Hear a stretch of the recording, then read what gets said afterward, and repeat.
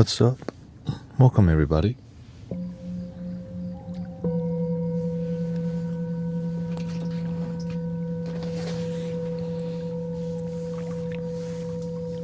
Western tea time.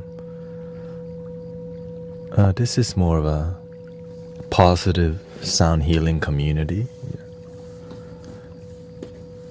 Basically, we just kind of chill and be authentic. That's it. And also there's dope vibes. We do flutes, singing bowls, and sometimes I bring out the loops. I use the loop station to compose music live on the stream, usually on Saturday or on Friday.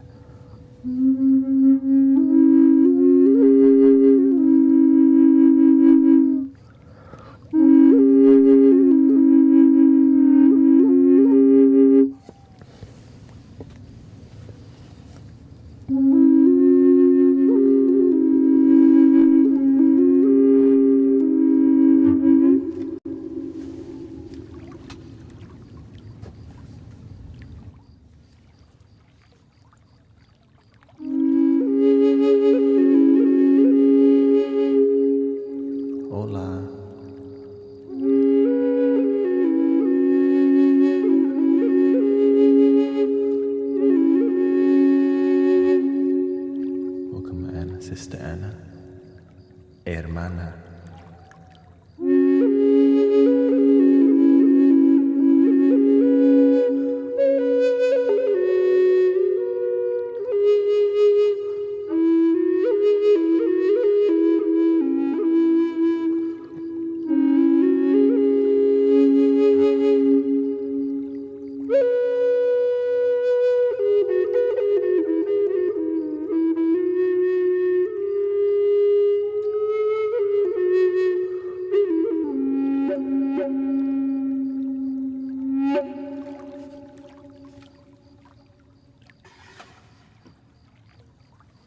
Of course, other things we do.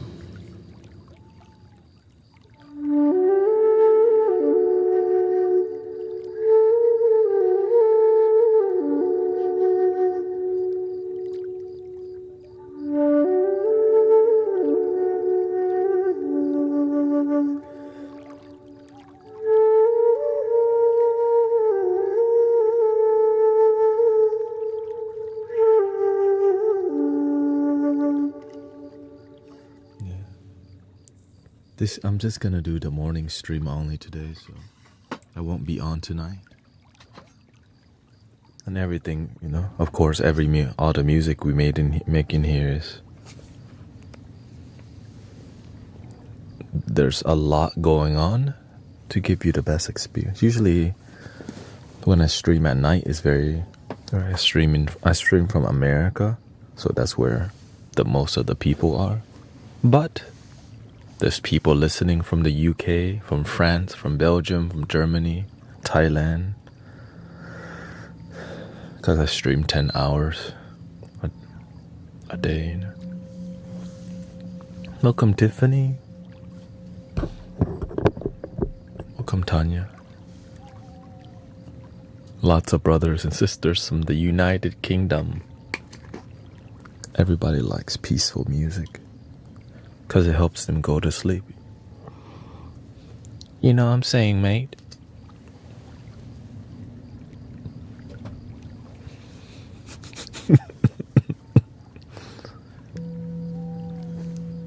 You know what I mean?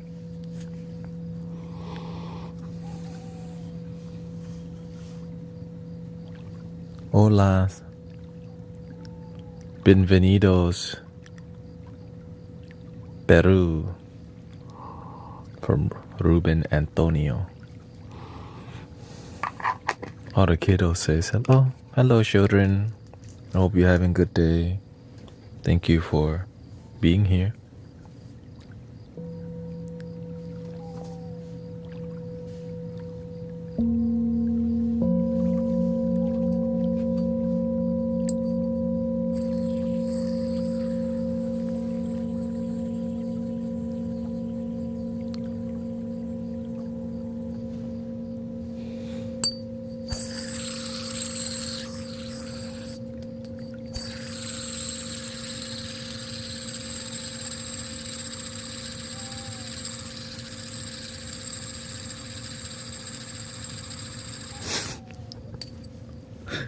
He's gonna go.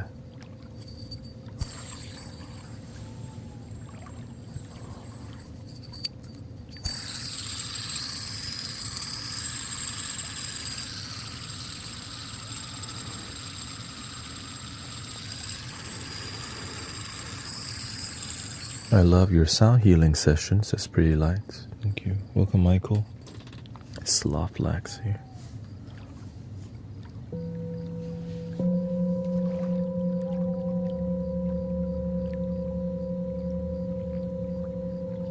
Welcome, Mitch. Shauna. Nice to see you. Welcome, Sister Christy. Green Gears. Nice to see you. This is my final stream for this week. Yeah. Be out of town tomorrow. Tonight I have to pack the car. So yeah. My phone, the microphone doesn't work very good. So I might have to change to my old phone temporarily. Which is fine. Right, so y'all can, we'll see. Or I can just take photos instead. Yeah, photos might be better.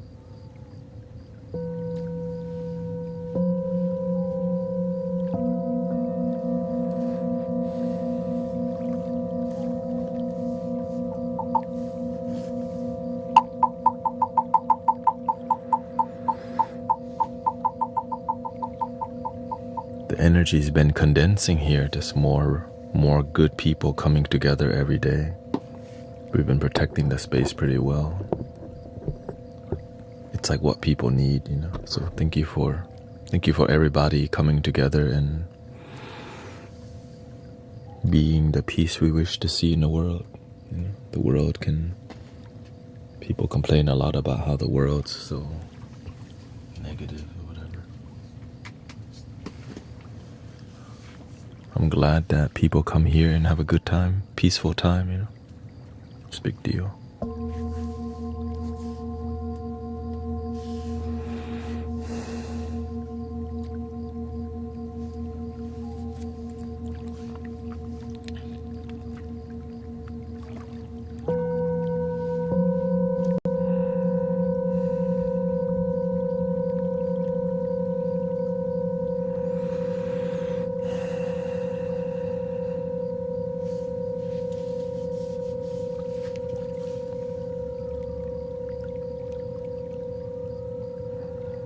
Also, my sister had her baby yesterday, so Uncle Golf is official.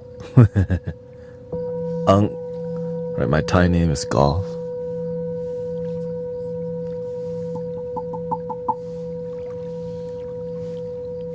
My Thai nickname. In Thailand, your parents call you by your nickname, and it's something that rhymes with your sister and brother's name.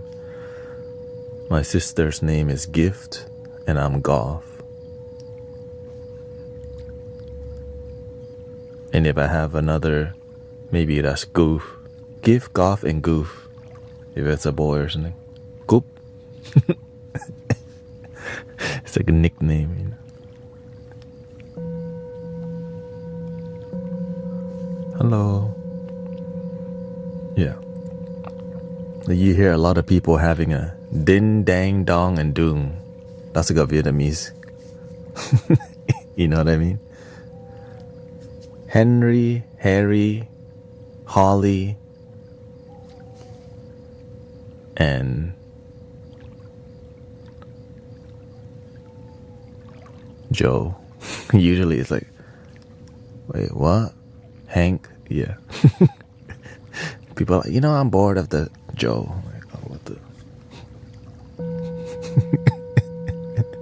It's just random Joe. Like,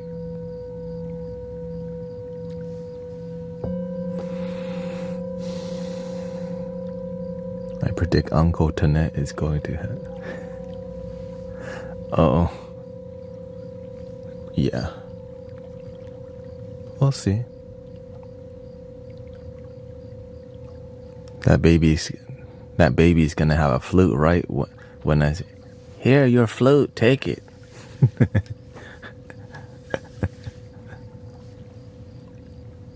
Here. Yeah, you take a baby one. Irish flute. That's a good starter one.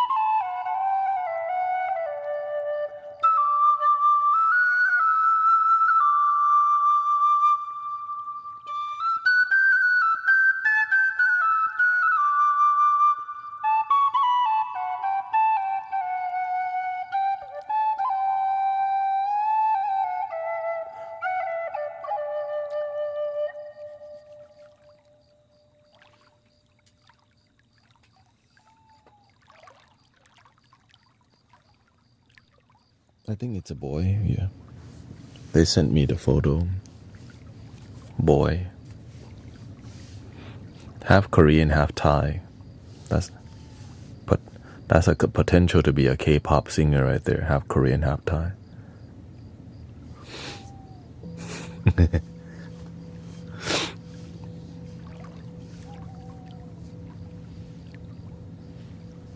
You looking casual?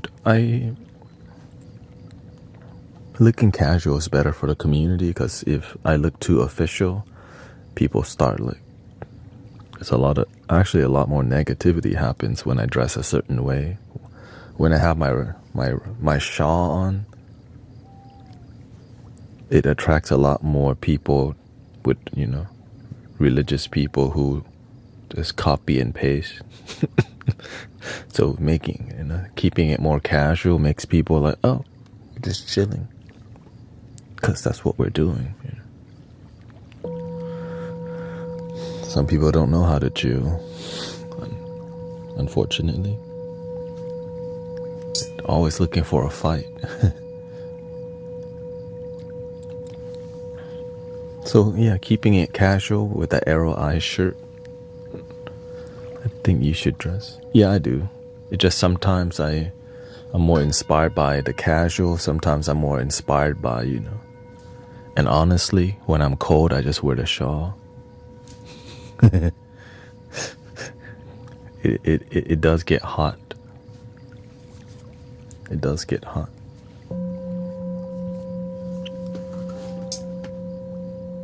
I mean, it does get cold or hot, so I kind of adjust towards whatever I think I need.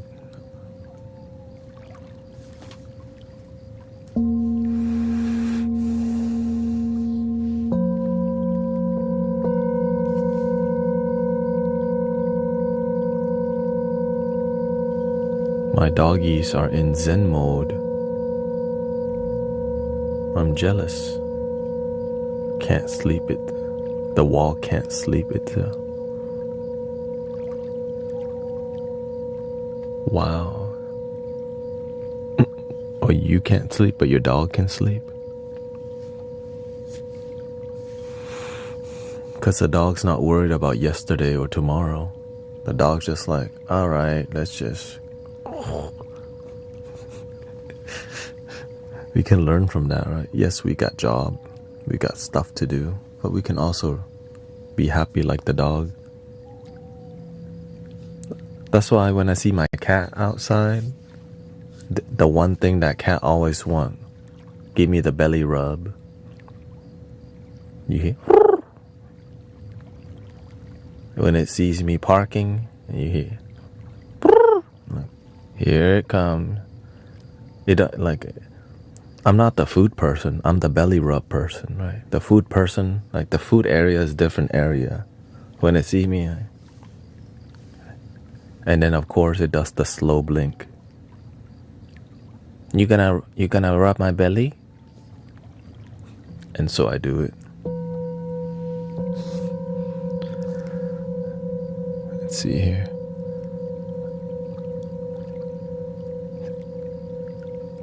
Apparently the tumor is non-cancerous. Yay. Shout out to Sister Transcend with the good news in your life. Maybe you can go in detail and then we can share it with brother and sister about that.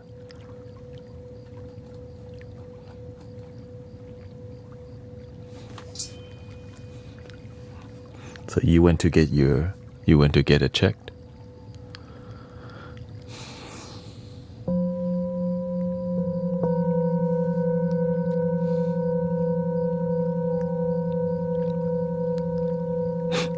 Oh, you went to 3 different doctors to make sure you were good and you're good?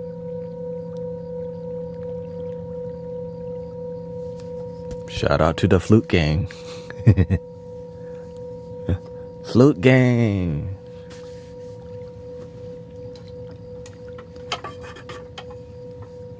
You just have to keep practicing. Do the best that you can. Your best is good enough. I always remember that. Just keep improving. No, I won't be on tonight yet.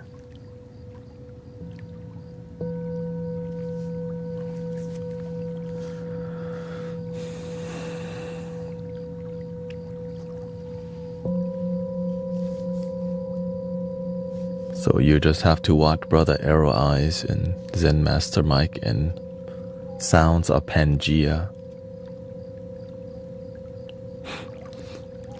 You won't hear me talking as much, I know.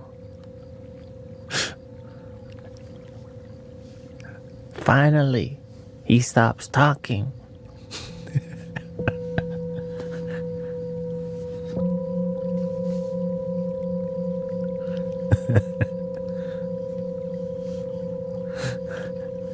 The universe bless us.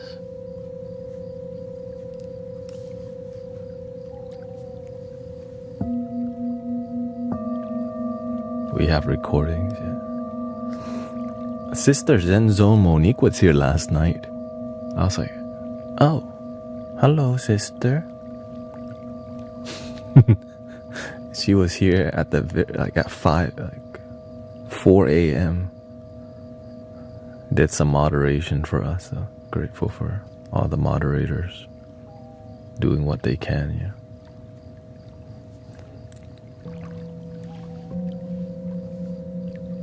She says she streams Thursday and Sunday.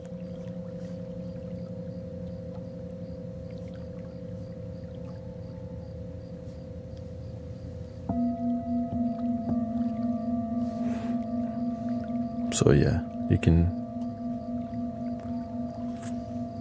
if you resonate with anyone around here, you make sure to follow them, because we just want to create a network of authentic good people, you know. I'll be back Monday, and then this Wednesday, upcoming Wednesday, we're gonna be at Unity again. And the next week, Saturday, I'll be at Sage Theater. Yeah, so grateful for all, because, you know, I do local work too, not just online. I like to be playing flutes with the birds in the trees, under a tree. It's beautiful, right, with your friends. Sometimes it rains. It sprinkled a little bit last time on Sunday. Perfect amount of rain. And, you know, last Sunday, it sprinkled. A little bit more than sprinkle, but it wasn't bad. And we had some new people. They got really, I would say they got surprised that when it rained, most people weren't running.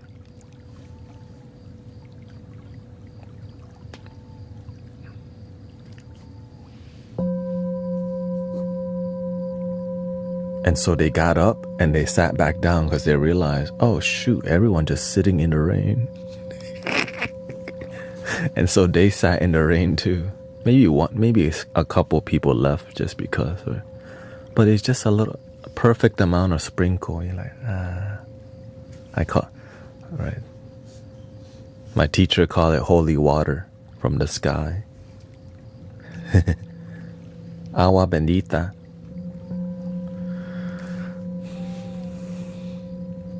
Thank you. Yeah, Sister Christy live stream Friday and Saturday also, so you're welcome to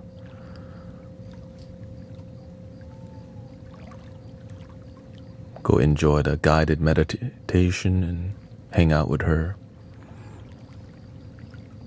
See what you can learn. We all can learn from each other, for sure.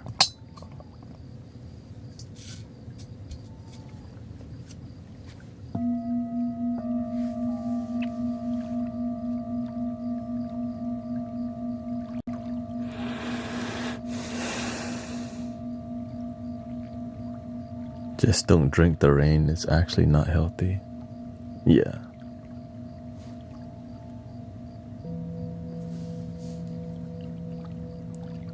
I mean, I'm sure a little bit's fine.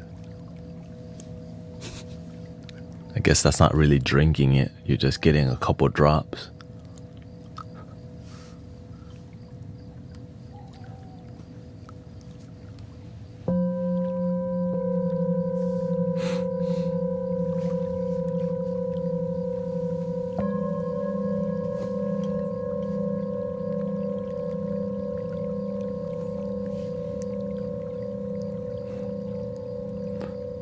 I remember the first time I experienced hail in Houston, Texas.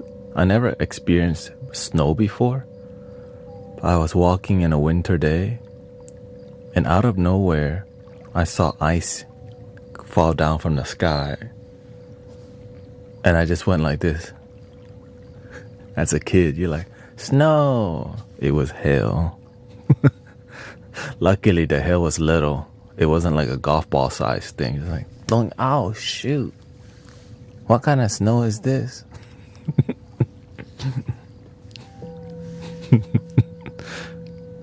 Close your, yeah, no, I definitely didn't close my eyes. I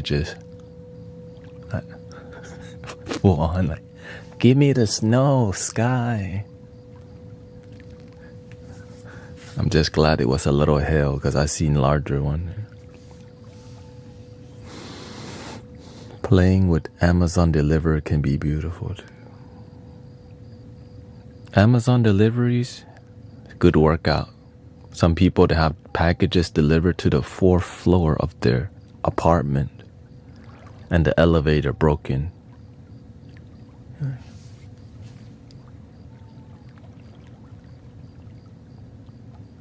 Fourth floor and the elevator broken.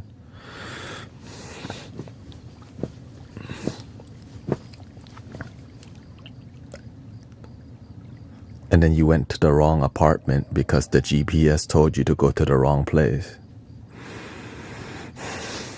You gotta go down 4th floor again. You're like, okay, where's the room again?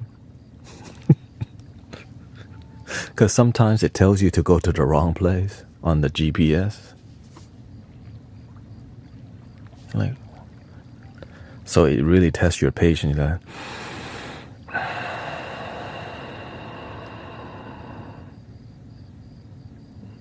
I signed up for this job. Okay, let's just get through it. Put on some. Let me just get my Tupac on real quick, so I can hit him up. Ding. At least you can sway your way there.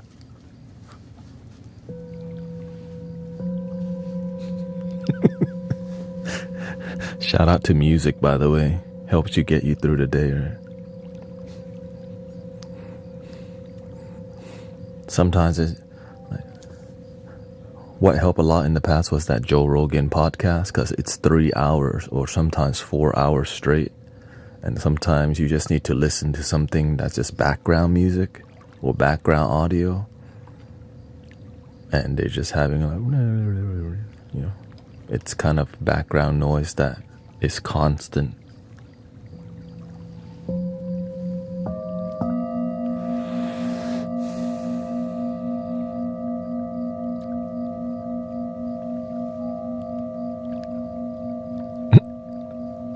Lucas says, this dude just made me relax, but not in a gay way.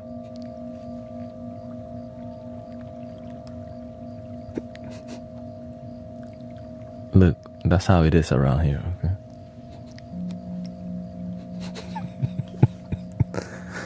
Relaxing, anyone can relax. Freaking, your cat and dog can relax too, you know?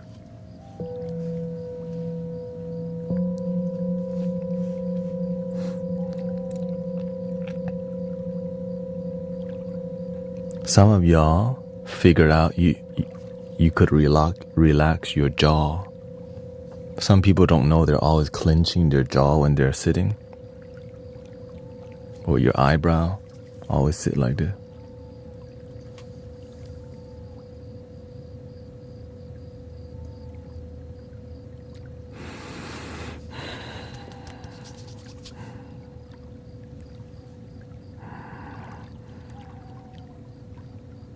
You're not at work? Or actually some of you are at work.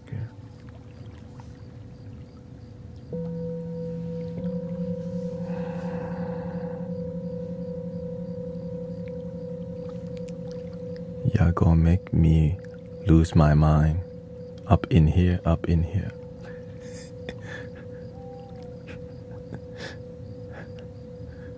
Guru gonna give it to you. Anyways.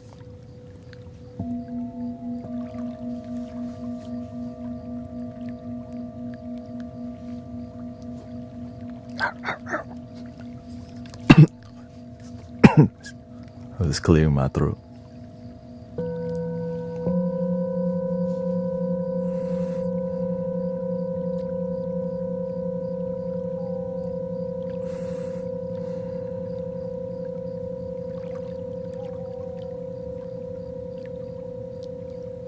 Why did this sound like horror background music, babe? Because they use these tools to make that kind of music. But they use a bow. So it's a similar thing, but it's not, you know. Because it's Hollywood, right? Here, if you want to make the horror sound, you use a bass bow. I'll show you.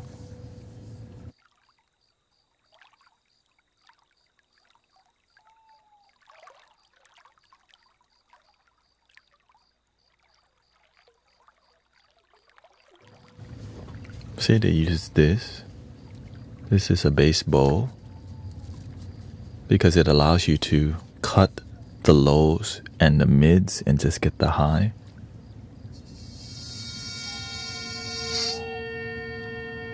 Right.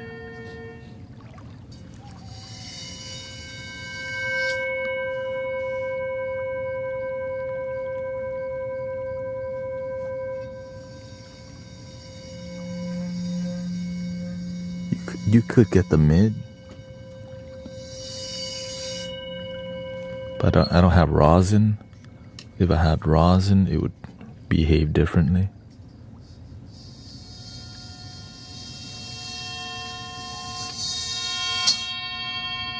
See.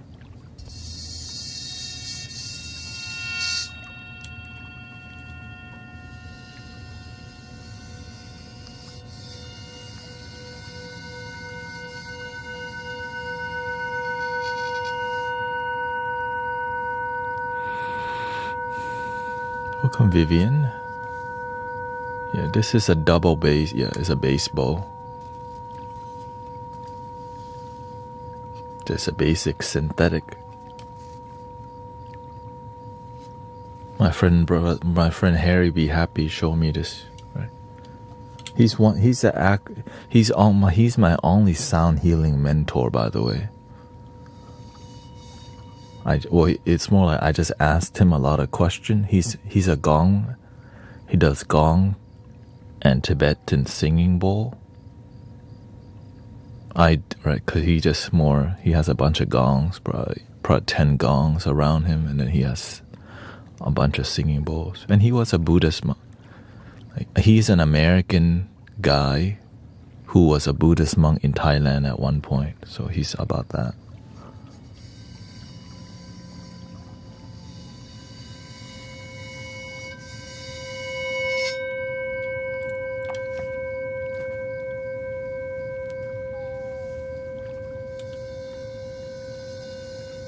and was a drummer in a rock band in the past.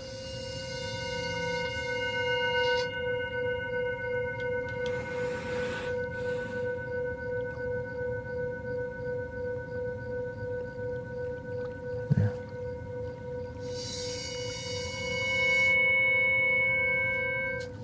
Of course, I don't use this because it's not so relaxing. It's interesting though, right? I mean, I'm sure I could work on this. It's flashy to use this. I'm sure I could find a way to make it relaxing and get some rosin on here. It grips better.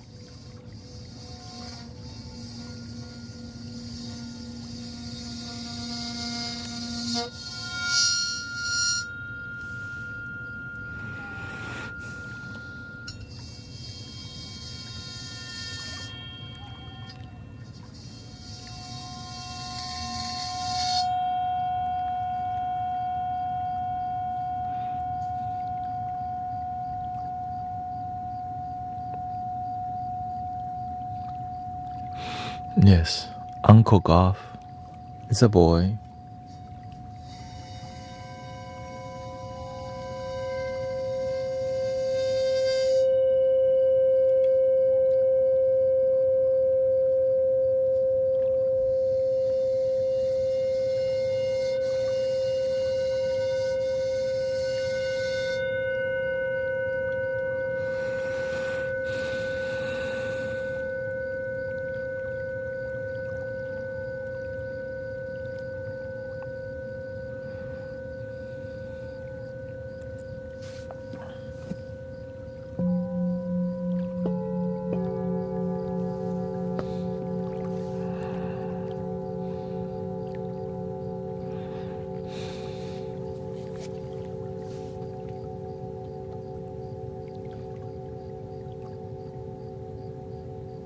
And I could tell that boy's gonna be spoiled.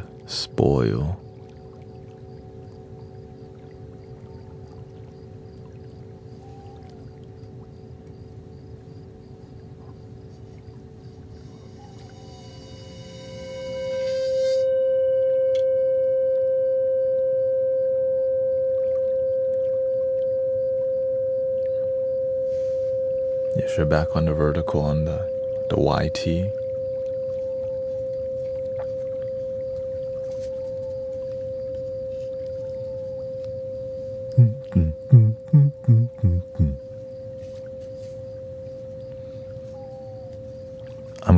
I'm good at unspoiling people with the truth, you know, because the truth humbles people.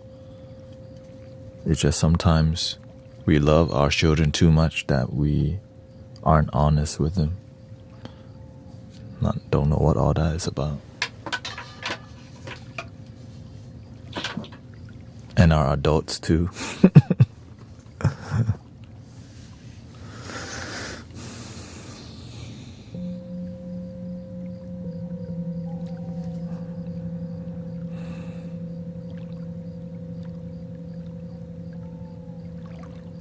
I hear something similar when I close my eyes. It's called tinnitus. Actually, you know, singing bowls and binaural frequency actually helps reduce the symptoms of tinnitus. I used to have tinnitus myself because I used to go to the club a lot. And also just because I listen to loud music a lot of us listen to loud music with headphones on. Linkin Park. Right? I try so hard.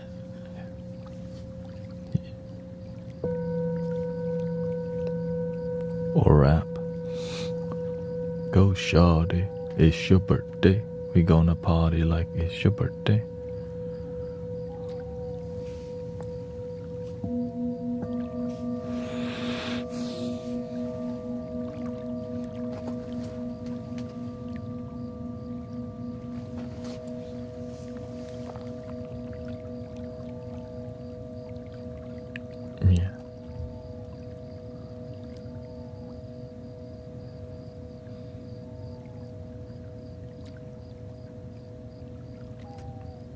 we'll see. Everyone has a different archetype that they can look up to and example, you know. It's just, that's why everyone's different. They were inspired by different things and different people.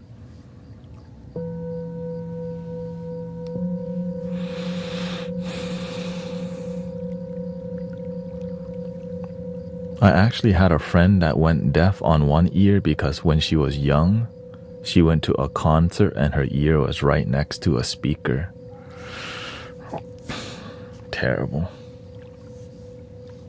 Sister Crystal.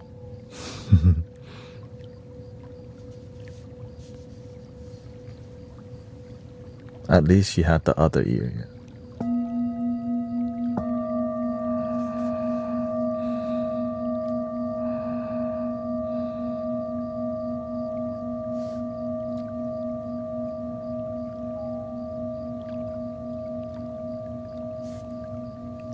Hey Rio, are you in Belton already? Probably La Quinta Inn.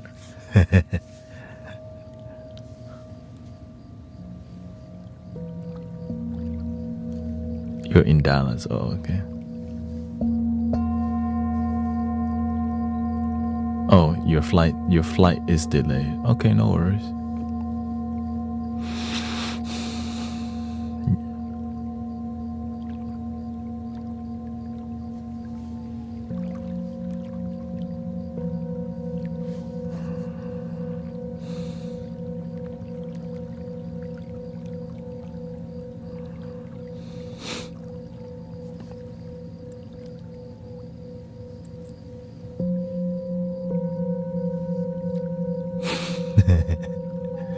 Yes, I'm excited.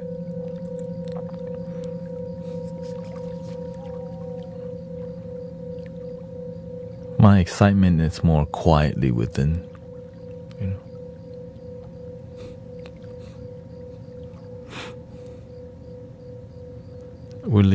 I'm leaving tomorrow morning.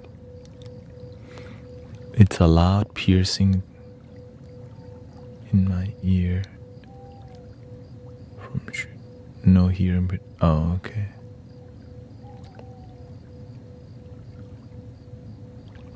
I also used to have haziness in my vision, like cataracts or something. But and I also used to scratch my eye a lot because I had insomnia. And I would not drink a lot of water, so I'd be so dehydrated. So I'd be like this all the time, and my eye vision would be like constantly blurry and hazy. But it healed over time through meditation and through just learning to manage my need to like constantly scratch my eye. Yeah. So you can heal yourself a lot.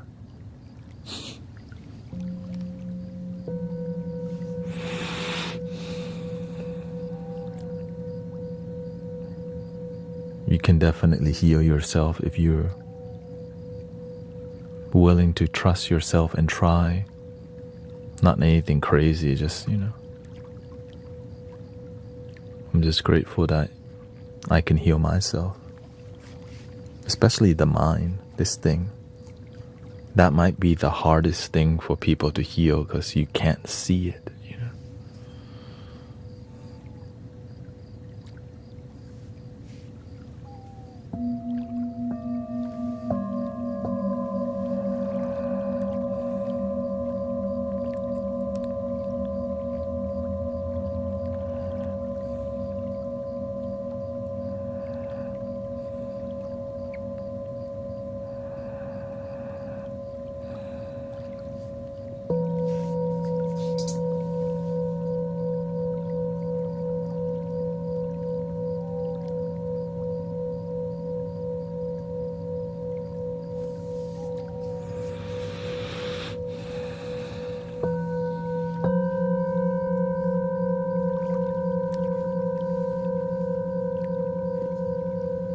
I use an app called Airy Tuner, like the air that you breathe, airy wear W-A-R-E.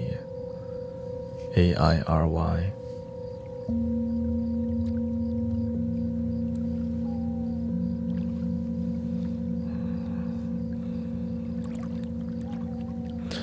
Yeah, but to really heal something, you have to be devoted to it, or else it won't heal, especially if you F something up really bad. So that's why you have to give your life to that. For example, my sleep used to be terrible. Then I gave my life to working on getting better sleep, which took about 2 years to figure out how to heal my sleep. Because before that, I was just looking like a zombie all the time. Because I would be dehydrated, sleep bad, nightmare, scratch eye. So I would just go everywhere looking like a zombie.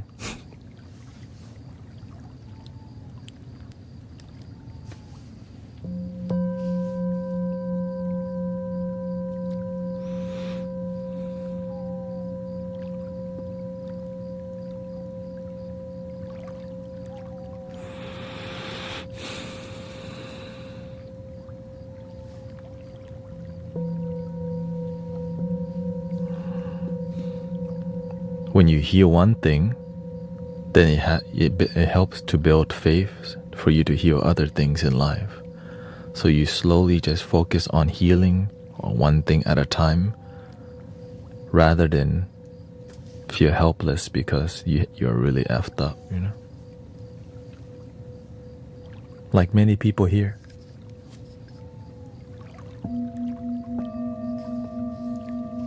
Like today, Sister Transcend said she went to three doctors and she got the results that of the tumors that she had are non-cancerous. Right? What was the...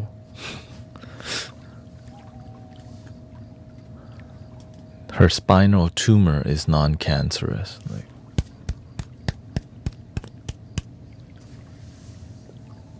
yeah, maybe you can message me about the details so I can have a testimonial.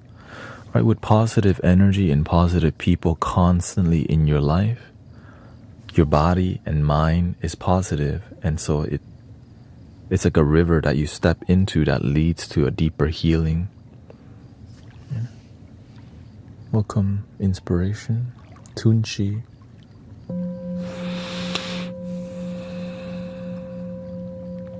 Yes, I'm in the USA, Texas, Houston, Texas. Here.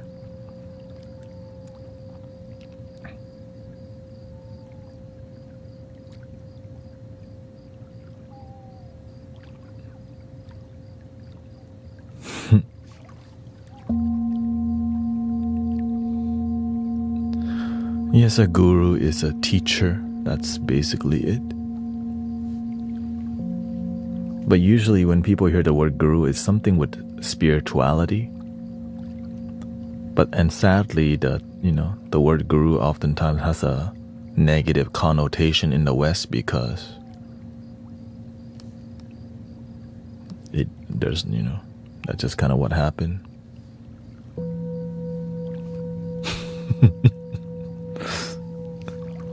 And so that's why people use the word life coach. Literally the same thing.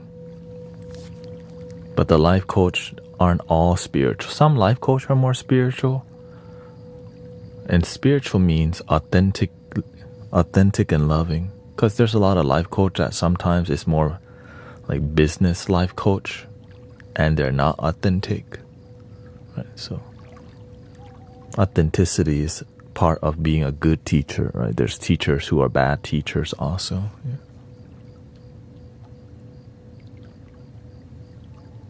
Movies had an impact on the time, yeah, for sure. And also, there's a lot of documentaries on the YT about bad gurus and all these things. I seen it myself. I'm like, damn, they did what? Right, Bikram yoga, right, doing the wrong thing and all these things.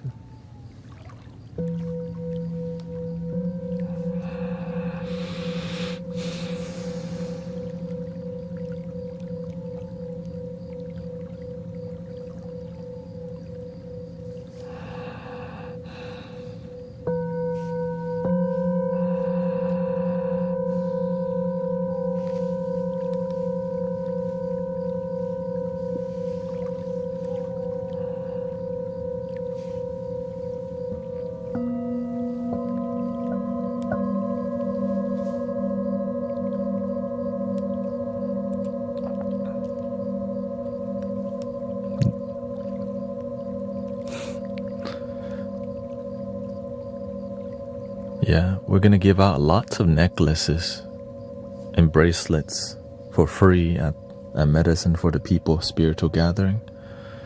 So Rio can have dibs, whatever you want. I did get a ton of bracelet, necklaces, and all these things to pass out, so you can.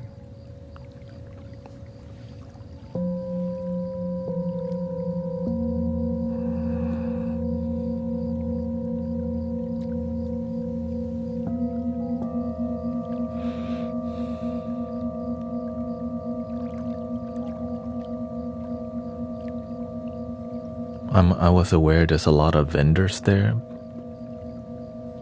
and so that's why in the world where everyone's vending, when you're just blessing people with nice gifts, it can influence the event. So maybe that's gonna be what we do from now on.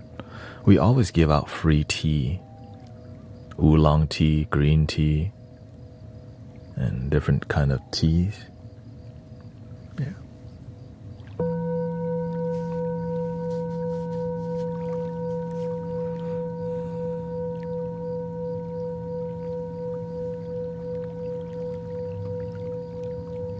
The sounds you make with the bowls, yes.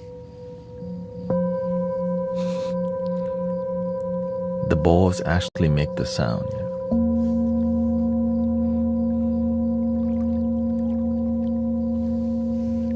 Here.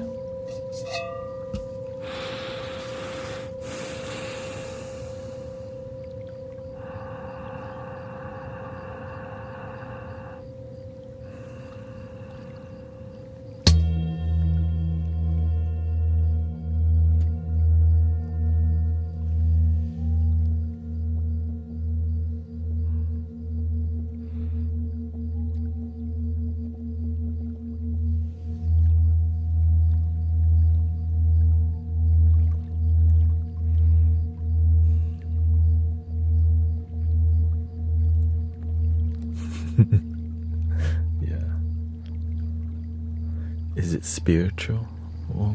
Well, how do you define spiritual?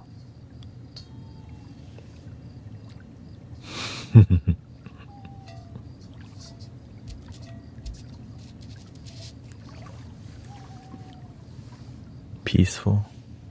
Yeah.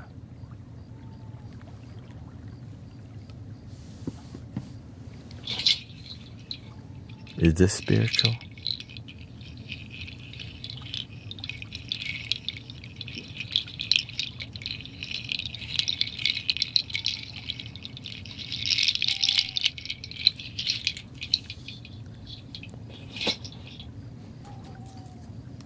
How about this?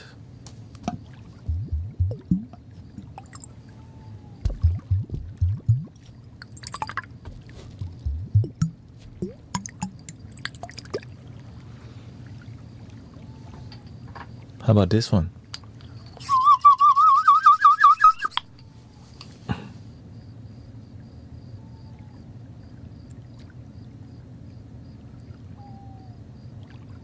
You never heard that one? It goes, George, George, George up the jungle, watch out for that tree. Watch out for that tree.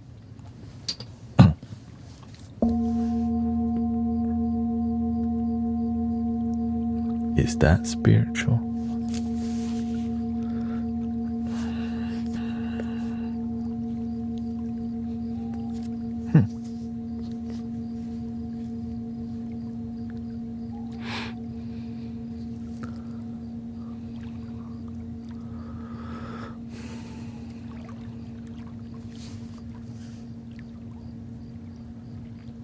There's a fake arrow eyes messaging people. What happened?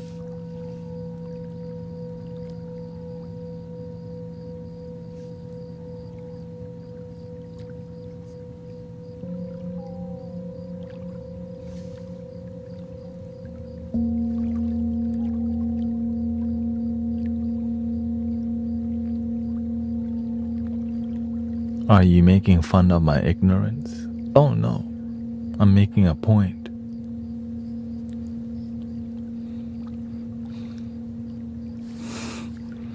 What does it mean to be spiritual? There's no like one answer. What's spiritual for you? The way you define spirituality may be different from how other people, That's all. Does being spiritual mean having dreadlocks, wearing copper wrapped amethyst crystal on your neck, and having an organite also on your wrist, and having chakras on your t-shirt, and maybe a Buddha tattoo with your astrological symbol? Is that spiritual?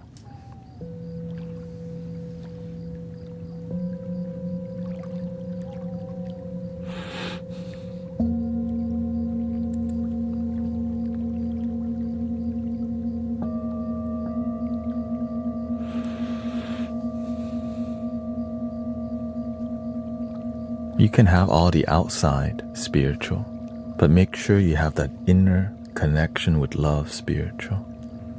Because sometimes we do a lot on the outside because inside there's disharmony going on, disconnection going on. You know what I mean? Nothing wrong with any tattoo or all that. Just make sure you're inside at least contentment.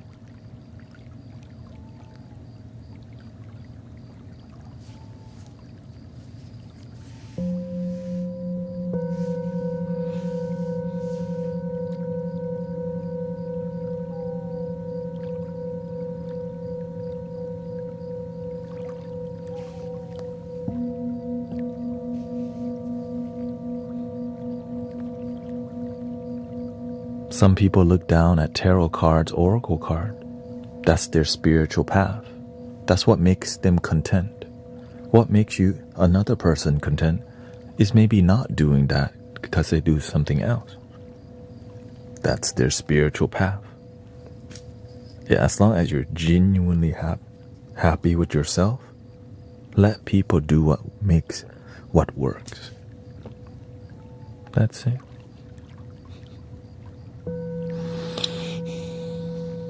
Whether you love Jesus, Buddha, or your grandma, maybe you love all three. Right, just do what works for you.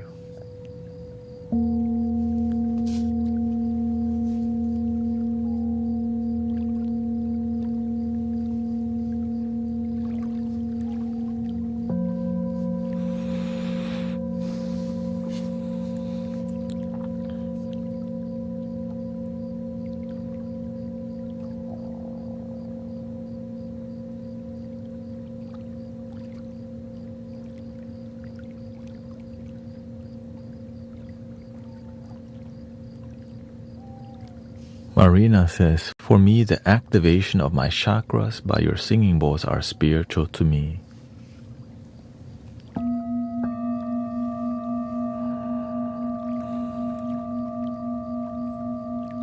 When I get back from the spiritual gathering, I'll be fixing the audio on my phone. It got damaged during the rain. The phone has like 3 microphones, that's why. And the water was pooling in my phone case. That was the issue. It would have been better if it wasn't on the case, because it wouldn't have pooled in the phone case. That's all. Without the phone case, the water would have dripped off, but the phone case made it like absorb, I guess.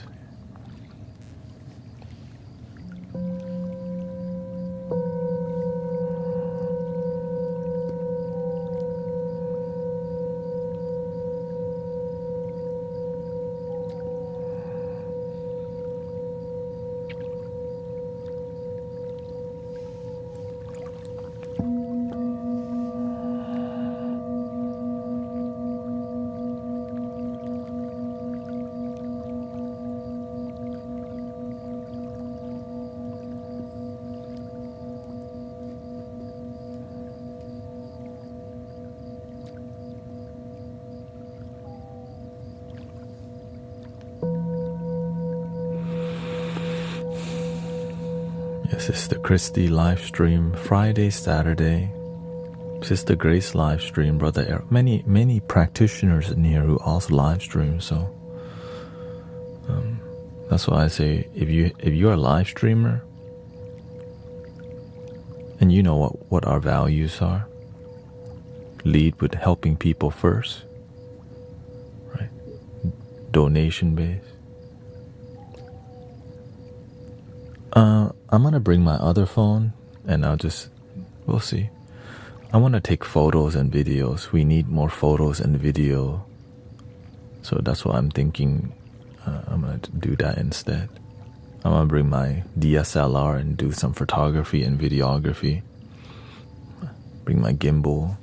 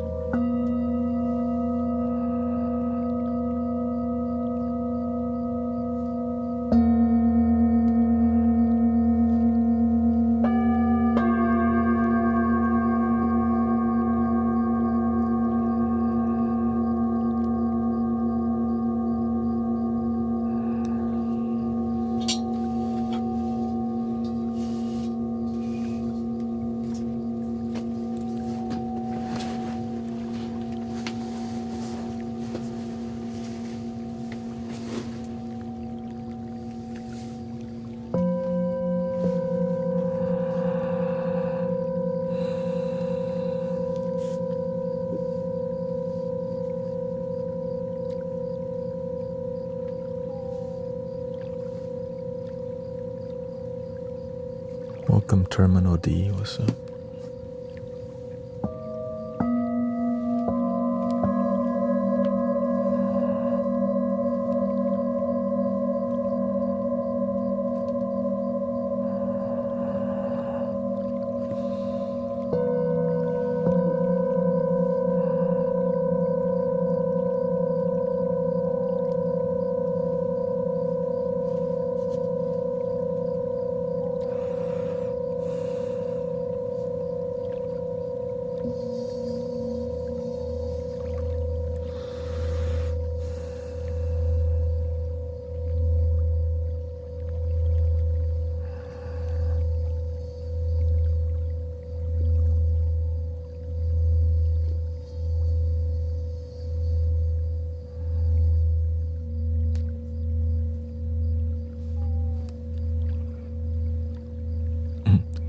Cora says, you are good. I had already slept before about 6 hours. Woke up at midnight. Was up for less than an hour.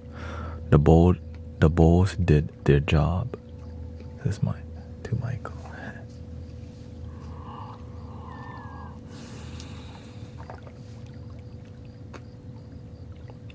Right? The singing bowls are ancient tool. Because back then they don't have stereo, they didn't have radio, and they went to the temple, they ring the bell. They go to the church, they ring the bell, and people got some vibration that was soothing, simple,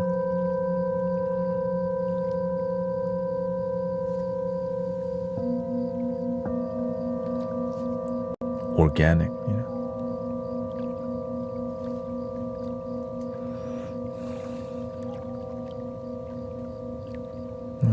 Welcome, Joanne.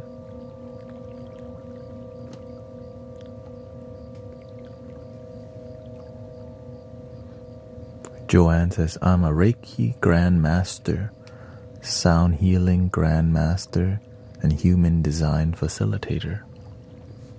Welcome.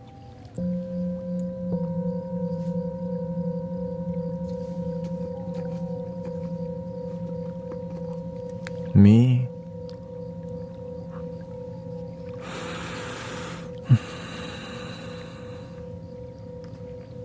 I'm balding.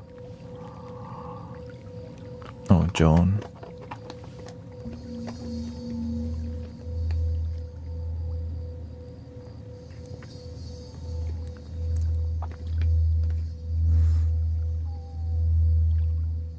Nice to see you.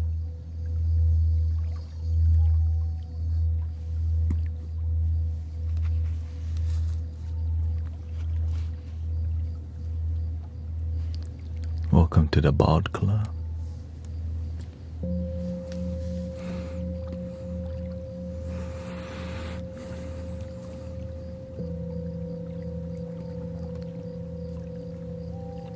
I've been keeping track of my gray hair too. How are y'all doing? How many y'all in there? 17?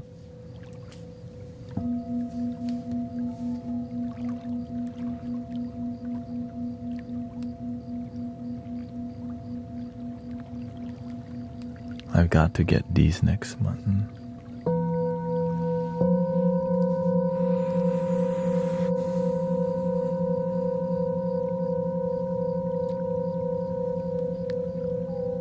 You had gray hair at 18 years old?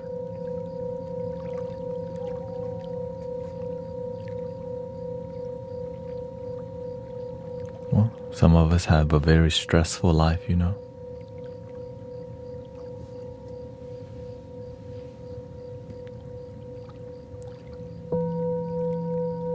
The doctor said it was genetic.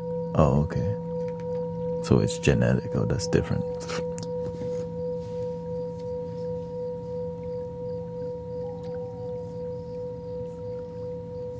Yours is genetically fashioned.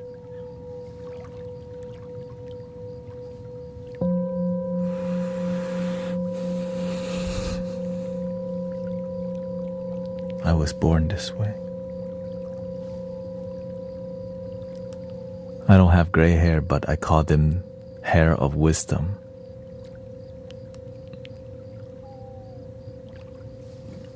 I like your optimism. I'm the same way.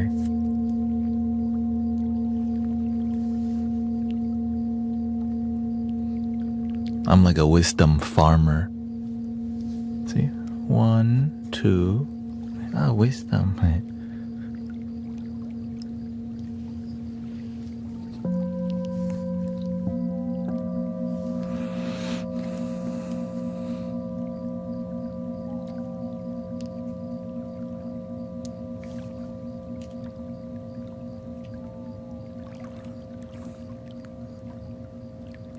Joan says, I'm 69 and no graying of hair. Hey, shout out to the non-graying.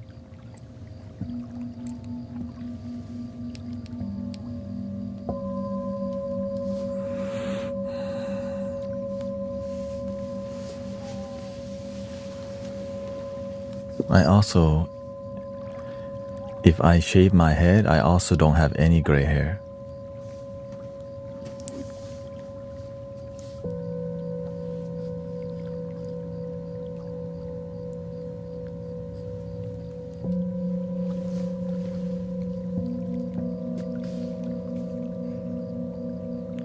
Until it sprouts.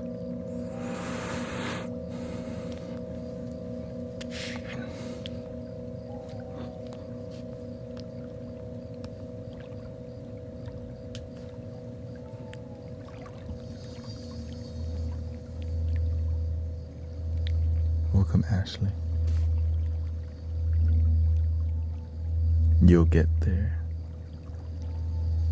So, don't worry, Sister Grace.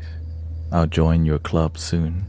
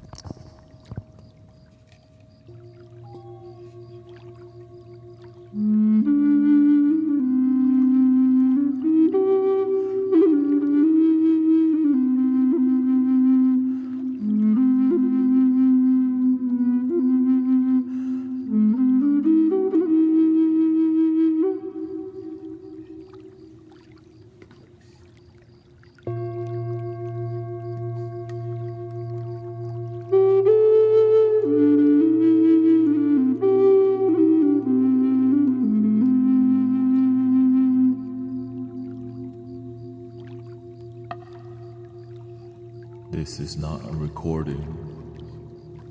Human being here, definitely not AI.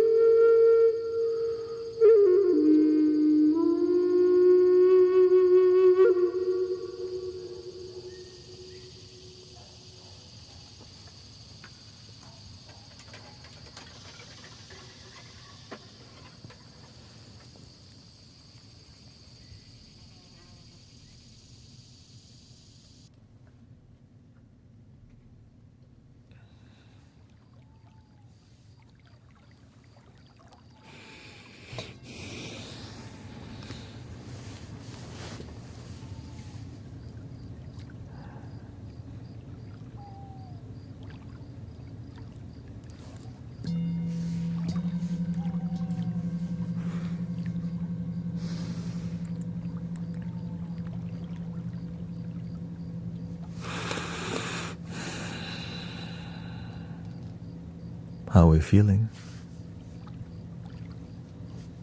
There's great flutes everywhere. That flute that I just played was 3D printed from PYN Flutes. There's also the guy I Am Sound Flutes. I just haven't really played the flute, and it's just the reason. Yeah, I started with PYN Flute, and he also sent me flutes to give away to people in the community all the time. And so that's why I have a good relationship with PYN Flutes, because he helps the community get free flutes. No strings attached. Like, oh, there's no secret code or nothing. It's just genuine people helping each other. Yeah.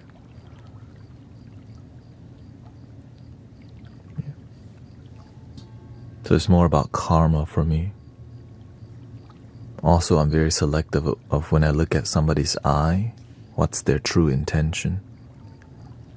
When I connect with them, do I feel their heart, or is this more business for them? Some people, they're more business, so I don't really collaborate with business leadership. I collaborate with transformative leadership more than business leadership.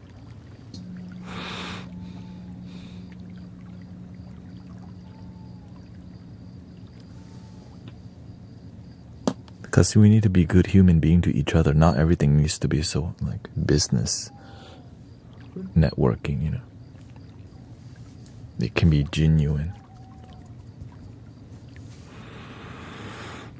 It can be about helping people. And actually,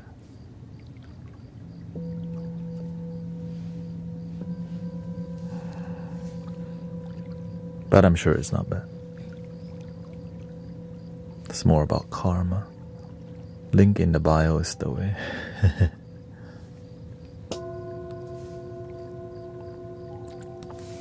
I love humble people. Easy to be around, easy to talk to, easy to listen. Right? You can tell them anything. But when there's too much like weirdness or strings attached, there's a lot of insecurities with people who aren't humble, which requires more dancing. But sometimes it's fun to dance, you know what I mean? Guru Thanet on all platforms.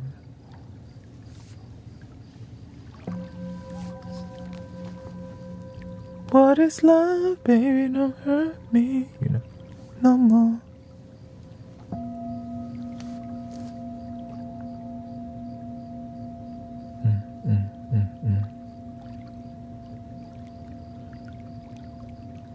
Yeah. If you search Guru Thanet, you'll find me on the YT as Shamanic Soundscape. But it's still under Guru Thanet, yeah.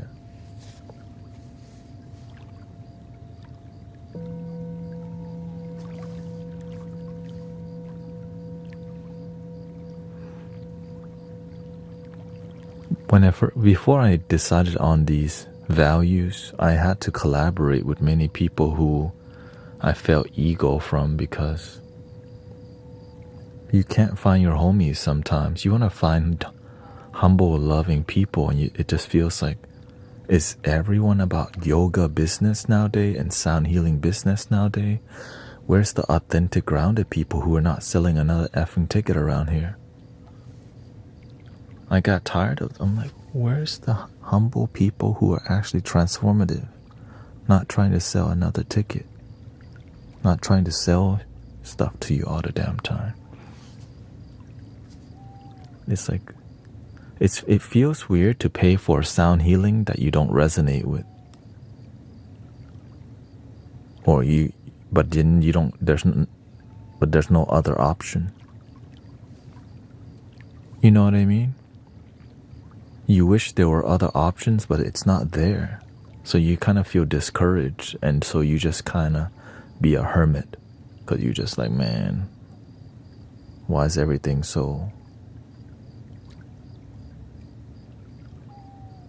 like spiritual business and not spiritual practice as much? But don't give up. don't give up on the purity, right? Keeping things donation based, because when you help people, when you actually help people, people help you back for sure. It just, do you have faith? Are you gonna do it? And also, if the work that you do isn't that good, people won't donate. It won't work if you just don't believe in it. And if you're not devoting yourself, if you're not developing yourself, it won't grow. But a lot of people do enough to get people to buy tickets, but there's no transformation, which is the issue. Enough to keep the doors open, but no miracles. Enough to pay the bill, to repeat the same talking point, and still no miracle.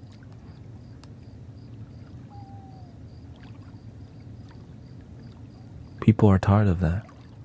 That's why a lot of people became spiritual, because we start to see like, we're doing the same thing over and over, but my life isn't improving.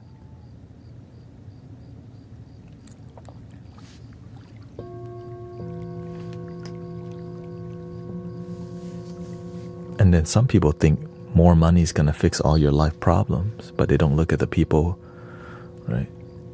They don't learn from the people who you can be happy on the way to more success.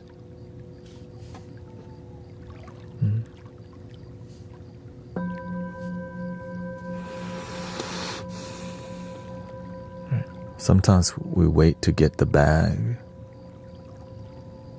only to realize, shoot, okay, then you buy more stuff and buy more stuff, then you realize, shoot, I'm not actually happy. Now you gotta find other things to buy, and it's still unhappy. Now your whole identity is with money. Right? You think the way people treat you differently is because of what you show them on. As you become more of a book cover. Behind that book, nothing much going on, and that's what a lot of people end up doing. So then they get surprised when people treat them like crap behind the scene. They treat them good in front of them, but behind the scene, they don't want to hang out with you. They want to hang out with your money rather than you. And so you can't find loyal one, because a lot of times you're just presenting surface level connection. So you get surface level connection, right? You plant surface level, you get it. But if you plant values, principles, and depth, that's what you get.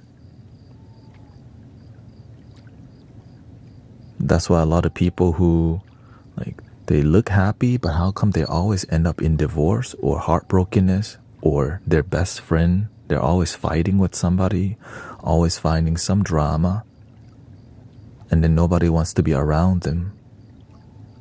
You wonder why? Because it's all BS.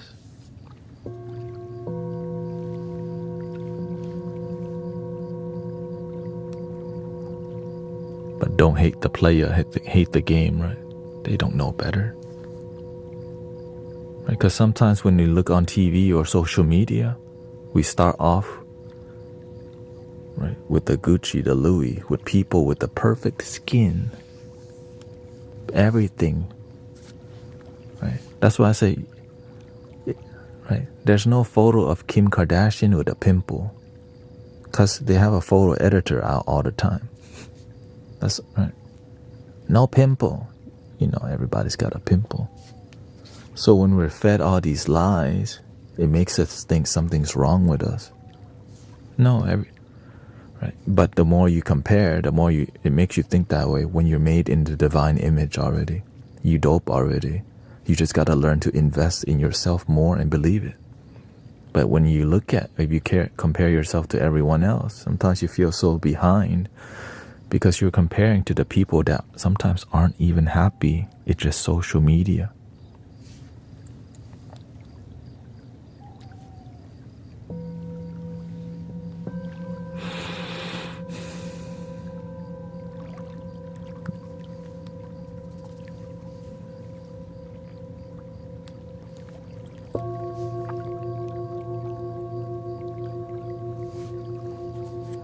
A lot of it has to do with money, that's all. They do all that to get you in the door. just to get your toe in the door. Like, oh, what's here? You need this. You're not good enough till you buy this. Like, wait, what?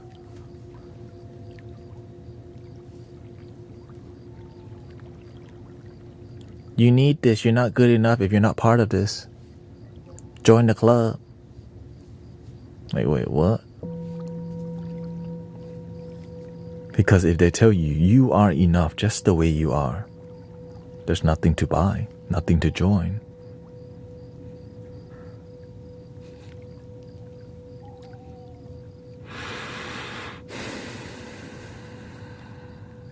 So people need the peer message because there's everything screaming at you, already. Buy more, eat more, drink more, chase more. Nothing wrong with money. Good people with money will do more good. Ignorant people with money will do ignorant things.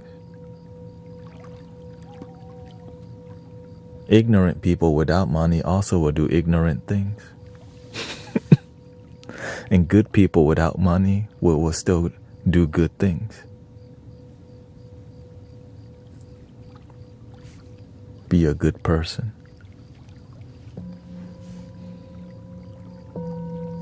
Welcome, shout out to Alaska from the Yupik tribal nation.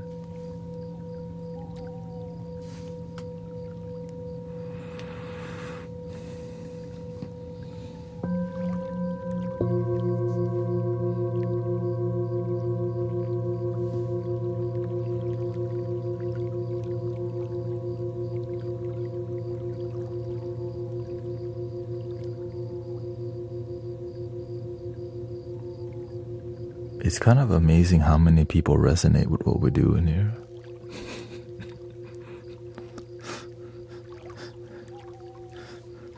Like, what tribe are you from? Mystic Village?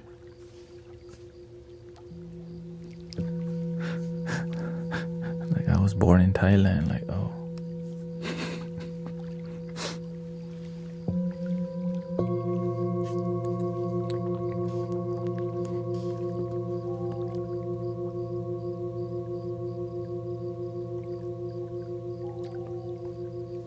But I do resonate with the culture, indigenous culture. Even Thai people have folk culture that's really inspired by indigenous culture. Right, the flute. Right, there's Thai instrument that have a similar tone to the drone flute, called a can or the can.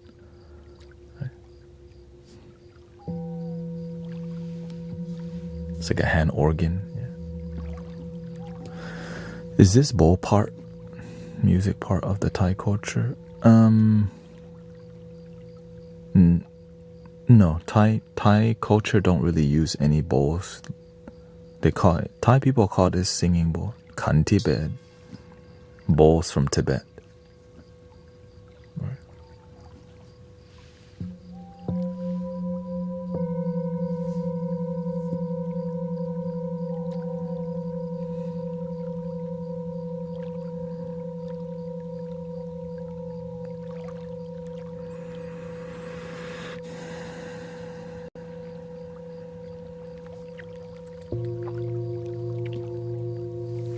Welcome, David Taylor.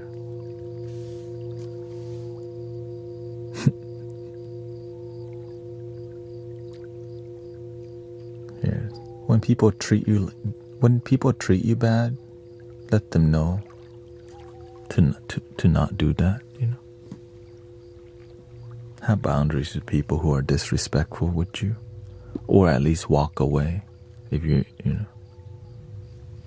But you don't have to be reactive. Sometimes the people that try to trigger you, they're looking for a triggering response. But that every time we don't react to negative people, it teaches them what they're doing is wrong. That's be kind to people.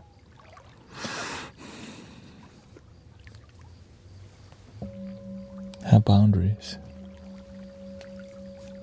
And sometimes we have to mentor people.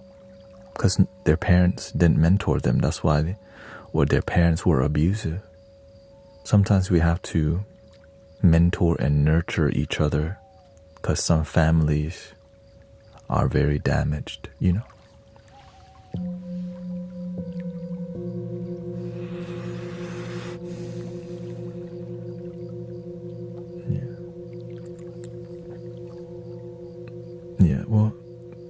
I can't make everyone happy. You can also lower your volume if my voice is too loud.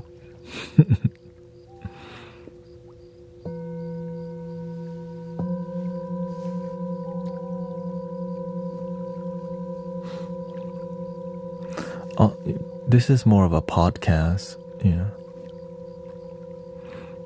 And so I'm aware maybe what they're trying to say, they don't want me to talk as much, but they don't realize this is a podcast and sound healing. And so there is non-verbal music on Guru Thanet music on all platform. Yeah, it's just sometimes people don't know how to communicate how they really feel. I like it when I like it if you just tell me, shut up, whatever. Oh, shoot. At least they're clear about what they want. Oh, they want more music rather than me talking, but that's not what we're doing right now. Oh. Or the people that go, shh. The SHHHHHHH, right?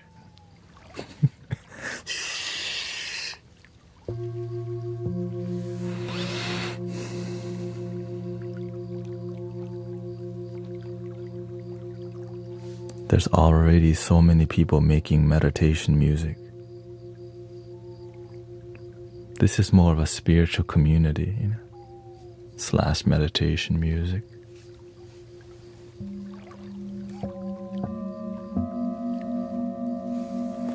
Guru Thanet on all platforms. Yeah. Literally my screen name on all the platform that you, Pandora, whatever. Probably AOL music, Spotify.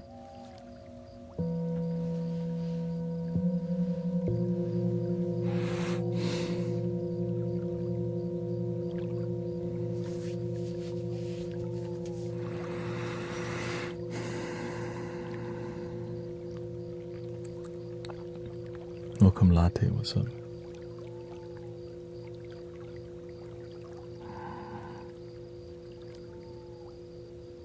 Today has been peaceful so far, but the energy is starting to pick up, isn't it? When's the next full moon? Coming soon, right? The equinox. Spotify. You can feel it picking up. You're like, what the?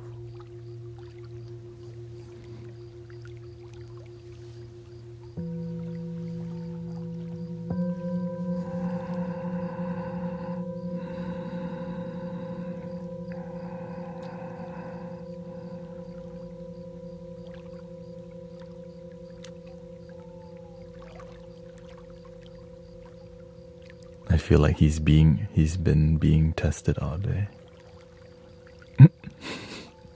Every stream I get. Fall equinox was last Monday. Oh, okay. Exactly. Oh.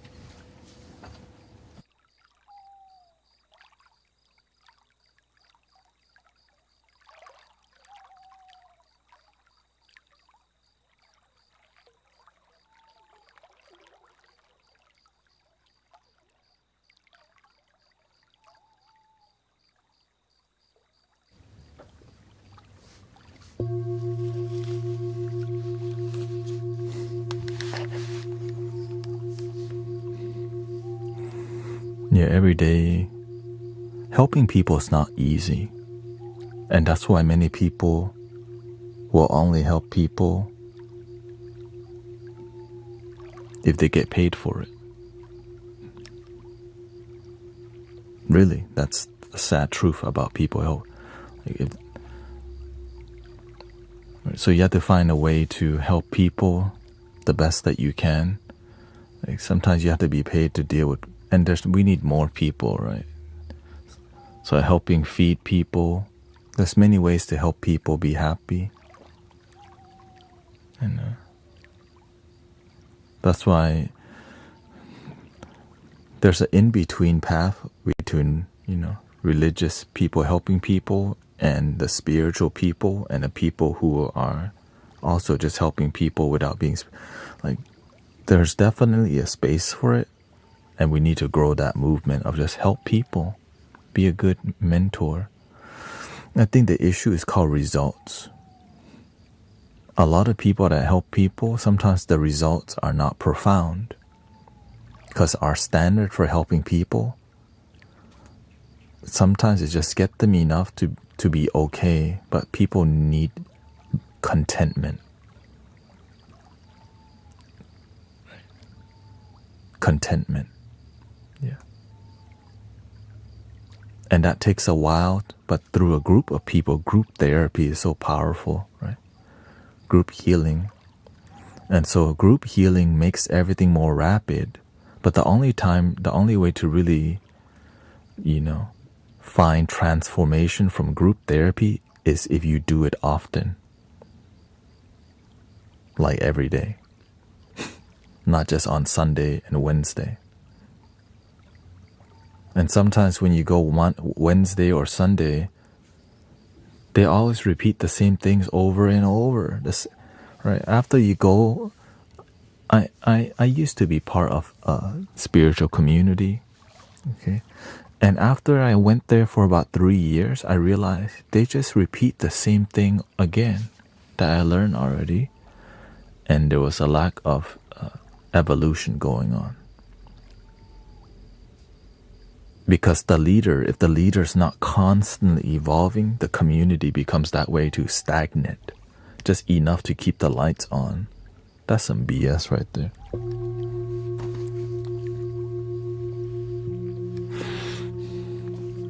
Enough to just keep the status quo going. Ugh. So I leave many groups where the leader isn't growing, the enthusiasm of the community isn't growing, just the same old.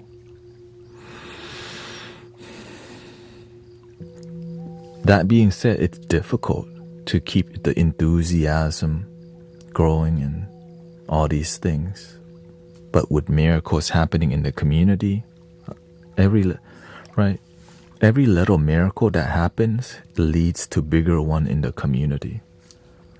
Right? When we first started, one of the first big miracle that happened here, Sister Thea Miss used to have 5 seizures a day, and now she's down to 0. I remember that's like the first big miracle that I had to write down, because you used to have seizures 5 times in a day, and now you're down to 0 from being here.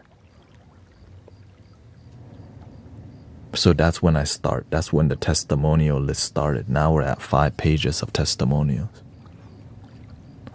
And so as one miracle happens, more miracle happen.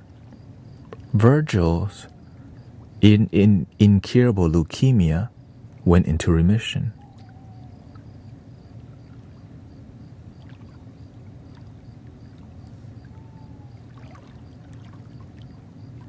Like, wait, what?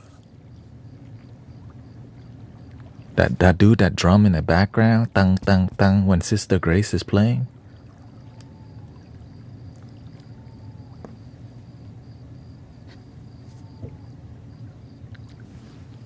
Tang.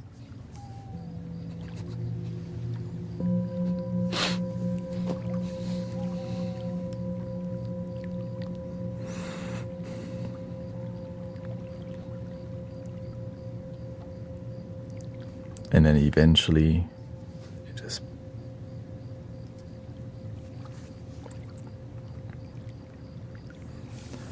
Let's see here. You should also teach the importance on how badly stress can affect health. It's so overlooked.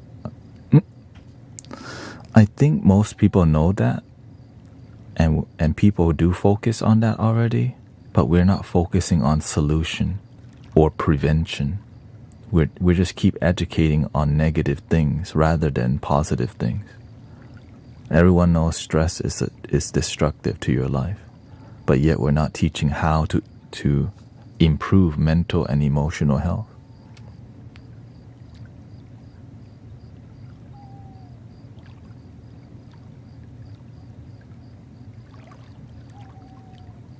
Right. If you ask most people how to de-stress, they know. Yeah, maybe I should go on long walks and use less of my phone and, give better self-care. Right? Give me some time to breathe. But they won't do it. Well, why? Because they need community of people to remind them. Because doing it alone is a lot more difficult, but doing it with a group of people is always a reminder to stay on track. That's why communities are necessary. But sadly, a lot of communities don't do that because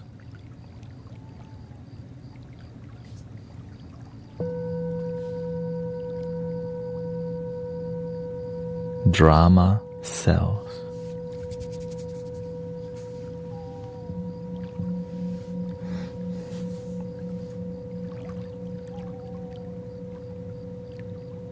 People love drama. People love complaining because you know why? We were raised watching people complain on TV.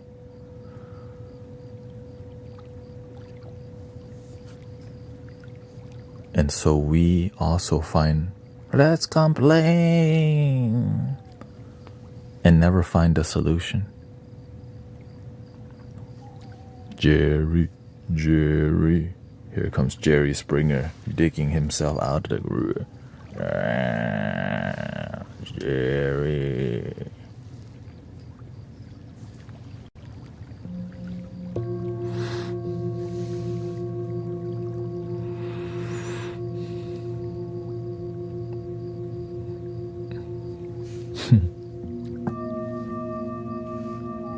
You are not the father.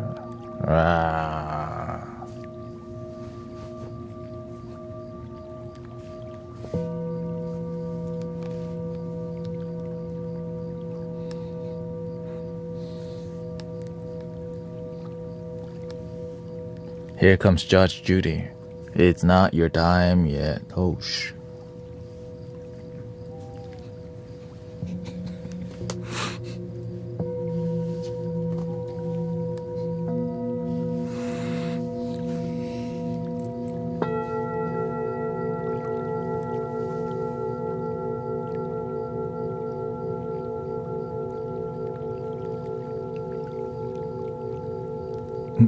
Give me the best price on special drama deal.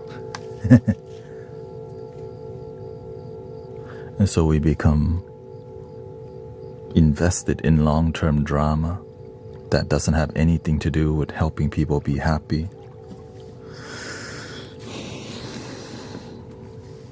Long-term drama. And you know what that is. I don't want to say the P word, Long-term drama. Ew.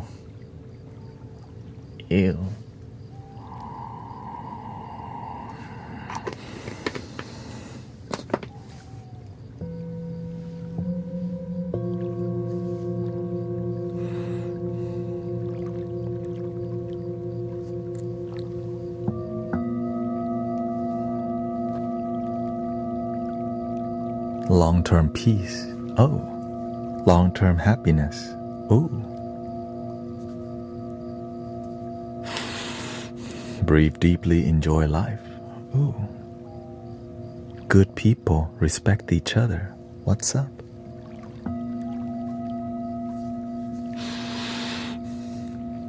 Positive community. Peaceful practitioners.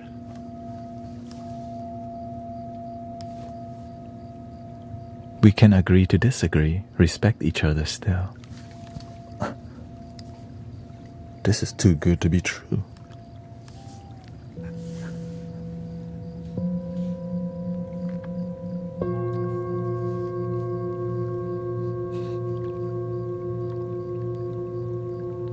Just because somebody tripping, you don't have to trip with them. You can hold your peace and stay centered.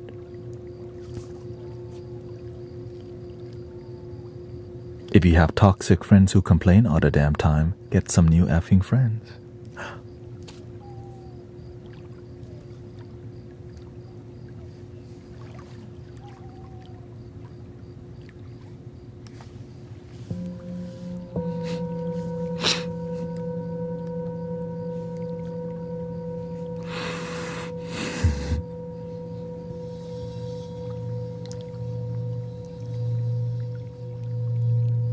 Permanent transformation, prosperity, and joy most of your life. Sometimes in life you're gonna be sad, you know? Maybe she dumped you. That's okay. You don't have to dump yourself. That's why you have a dog. No matter what happened, that dog is still gonna walk me, please. I love you.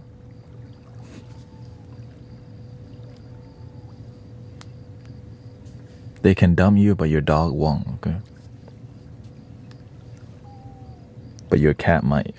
The cat's different.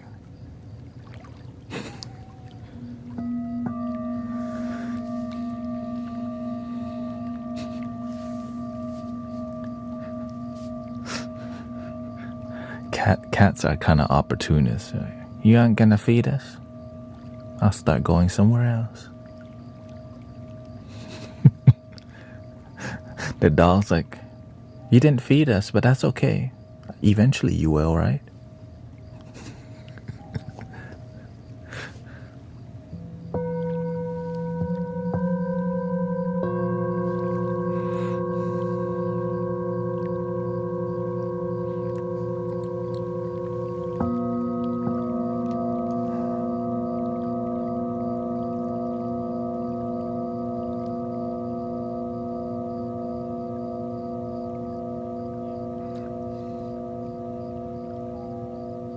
What substance did you take before the stream? Happiness.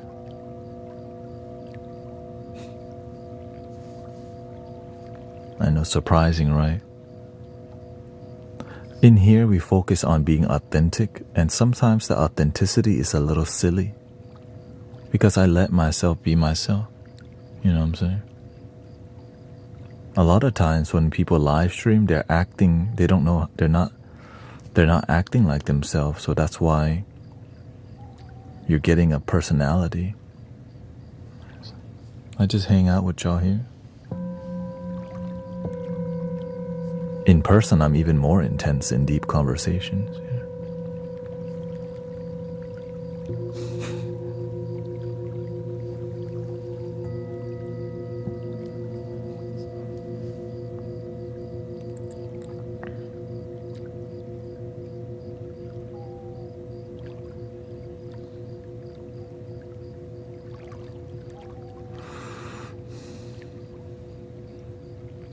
Yeah, thank you to all the authentic people. Glad that we can be here together.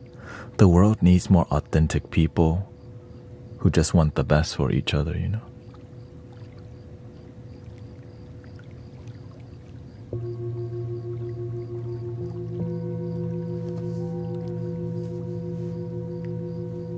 That's it. Find a way to like respect, love, and understand each other.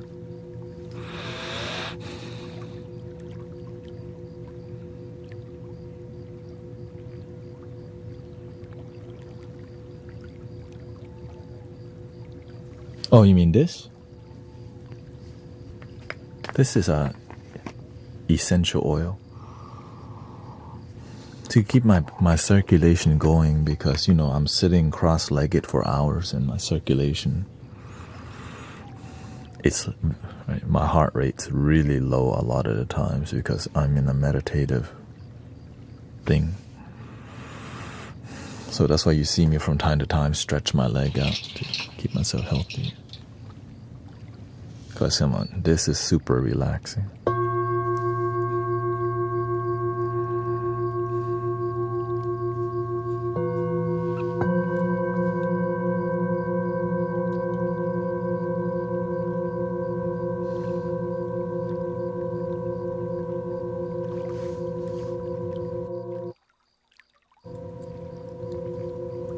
Share some life advice which you would say was the most important in your life until now. Love your damn self. Most people don't know. Like, if you don't have anything, if your cup is empty, you don't know how to fill this cup. You want to give others the love that you don't even have. Now you expect them to give back. They don't have either. There's no love happening. It's just called codependency and conditions. And it's not even love. It's just conditions. I help you. You help me back. You owe me. I help you. Remember?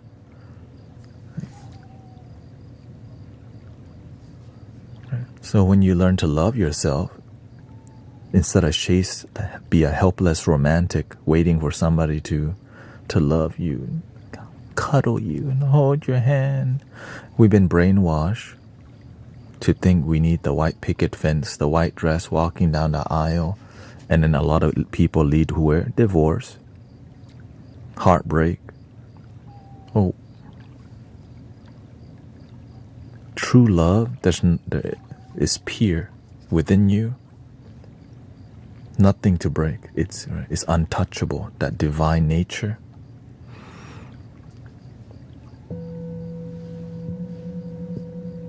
Interconnectedness. You're connected to yourself.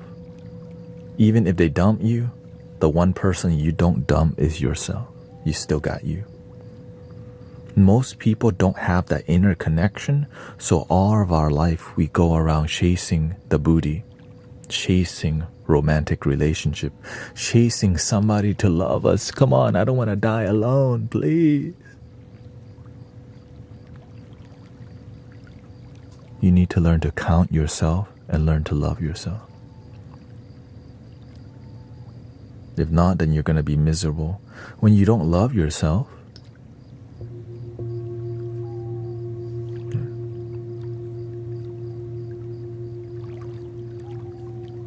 your cup is always empty.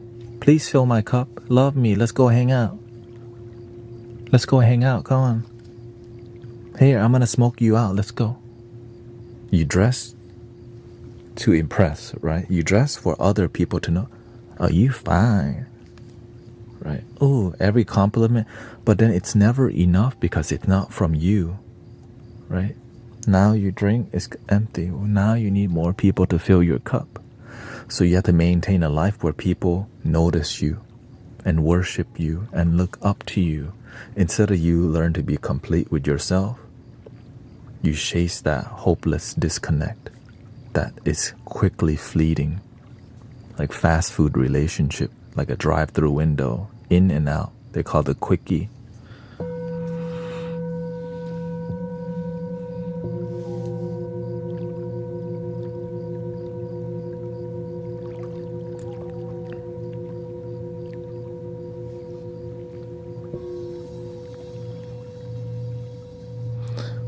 Loving yourself is more about gratitude for your life than anything else.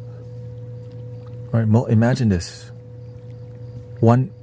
In human reality, one day, people are born and then we die. Most people are ungrateful for just waking up today. That's the effing issue right there. They don't see how sacred life is. Right, because we take it for granted. One day we won't wake up, but you've been blessed to wake up. Say thank you for that. Or else you'll be just so disconnected from life instead of realize the preciousness of waking up. And also it's hard to realize your life is precious when everything is effed up. Because when your life is depressed and sad, all you focus on is what you don't have. She dumped me. Right? I'm poor, I'm broke as hell, they did me wrong. Then you focus on victim consciousness, and then you compare yourself to other people who are better than you, instead of be inspired. Or you compare to yourself who's worse than you to maintain the misery you have. At least I'm not effed up like that person. Right? So the victim consciousness keeps you at a low vibration. But when you learn to love yourself and appreciate yourself, you learn to free your mind and fulfill. That's why it's called fulfillment. You learn to fulfill yourself. You complete your own self. And you can still have relationship. When you're happier, when your energy is good, you look like you're on the dating market because your energy is good. Imagine you want to go on a date. You want to connect with people, but your energy is sad, lonely, and disconnected. Ain't nobody trying to holler, right?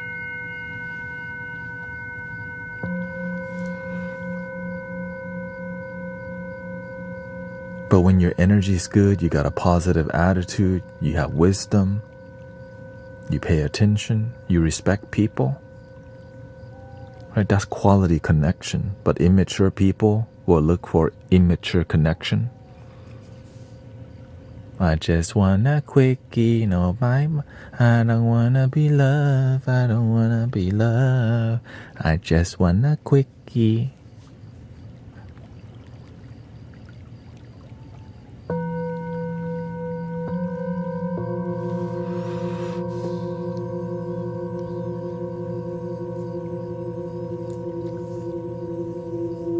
When we lack mentors, that happens.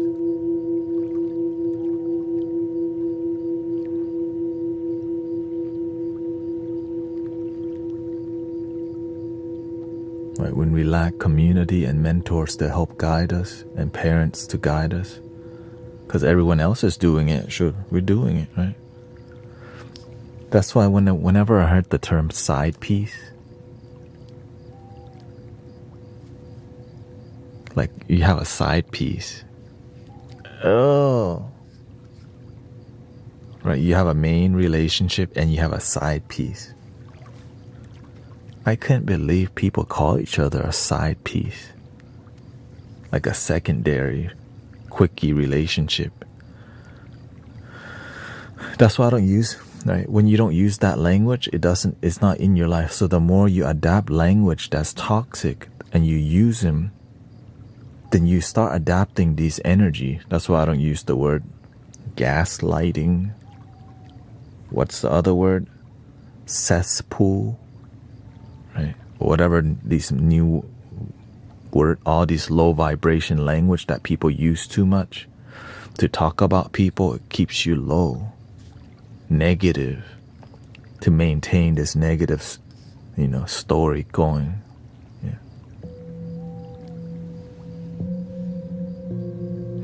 It may be true, but right, it may be true, but don't use them too much, or else you'll start adapting them into your life, and then you accept it. Right. So that's why you have to watch out who you hang around, because some people, yes, negative words exist, but the more you use them, the more your life becomes that way, because you're focusing too much on them. Right. You know what I mean? That's called the law of attraction. Everyone freaking knows that, and yet we don't like it because it shows us who we really are. The more you focus on negativity, the more that's what you get. So every time I see people talk about something, is this something that helps themselves and help people, or disconnects people and disconnects themselves? That's the super duper basic. Yeah.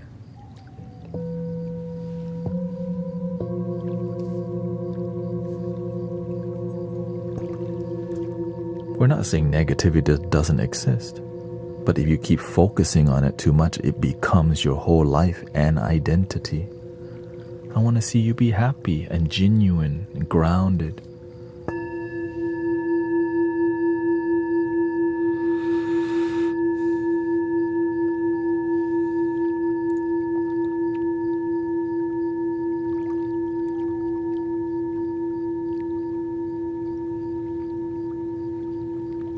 But the people with wisdom, they have one thing different. They learn to also be silent and enjoy it.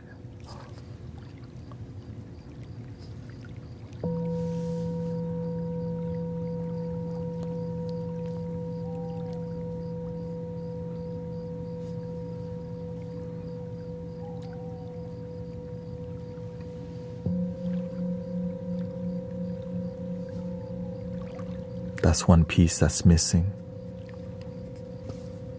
Especially when people are debating online, I see them debating, and the energy is so bad, and they don't know how to clear the energy because they don't know how to like breathe. And so the negative energy is like a vortex that keeps spinning the more. But the moment you stop and breathe, that vortex stops and dissolves. So when people get into negative debates, you notice the energy keeps spiraling and lowering the energy. But if they just made time to go, hey, let's just stop and breathe, I see that debate becoming more calm and respectful. But the moment both people forget to breathe and relax, it just spirals out of control. It's that little thing, breathing, relaxing, wanting the best for each other and the world. And the people who don't do that, again.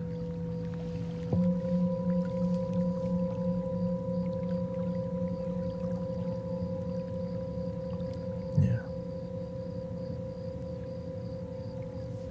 Anger is powerful for sure. That has to be, and right, because it's a fear-based approach that is tricky to use.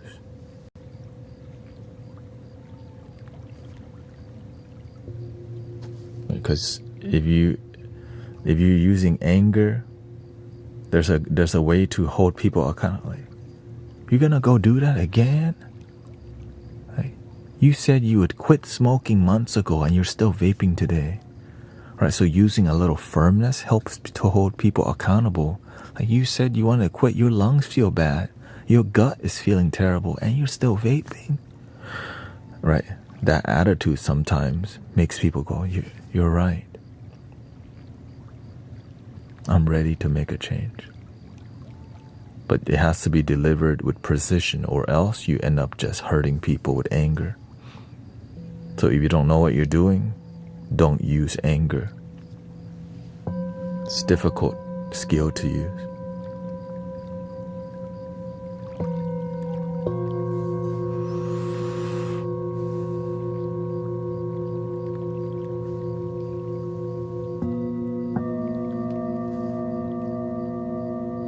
But it's possible.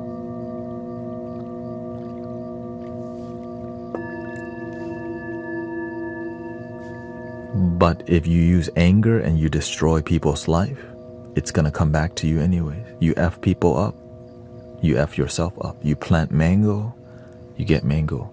You plant negativity, negativity happens back to you. You help people, people help you back. It's the nature of karma. You can't outrun it. You already did it to yourself the moment you acted on negativity. You already experienced it. It's just a matter of time. Yeah.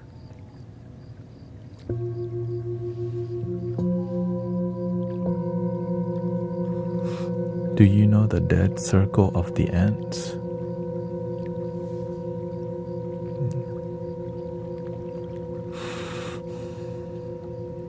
Oh, no, I never heard about the dead circle of the ants. Anger is a really clear emotion to people, because when you're happy, you don't know is it real happiness, but when someone's angry, like, it's easier to fake anger than happiness. And you can use anger or to manipulate people, but it destroys you. Because faking happiness, you can go, right? Because faking things is already lying, right? And then when you try to lie the happiness, but faking something negative, it's easier to, because it's inauthentic and the negative which matches. But if you live from the heart space, you see through it.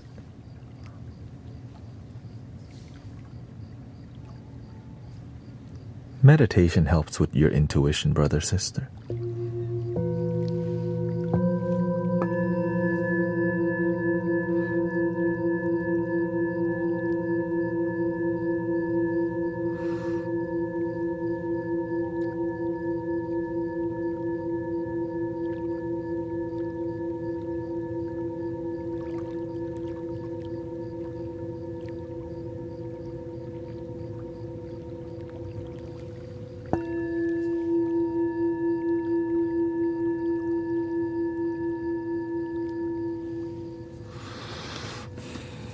Thy inspiration asks, my girlfriend has been having nightmares during her sleep or nap time. Do you know any insight of why or what she can do to stop having it?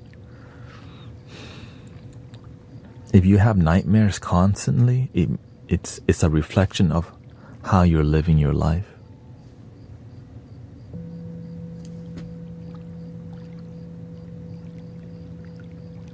How you're living your life.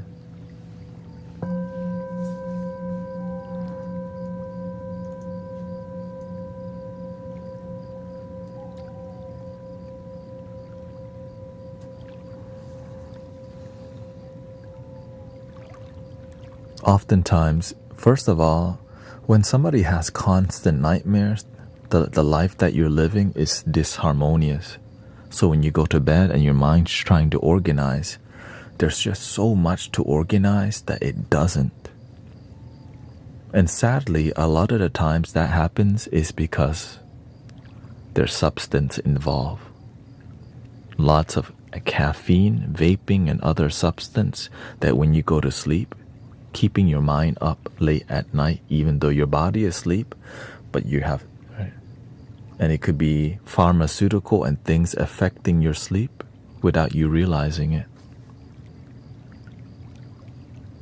And then it's down to what kind of content do you watch on your phone? Are you constantly looking at negative things?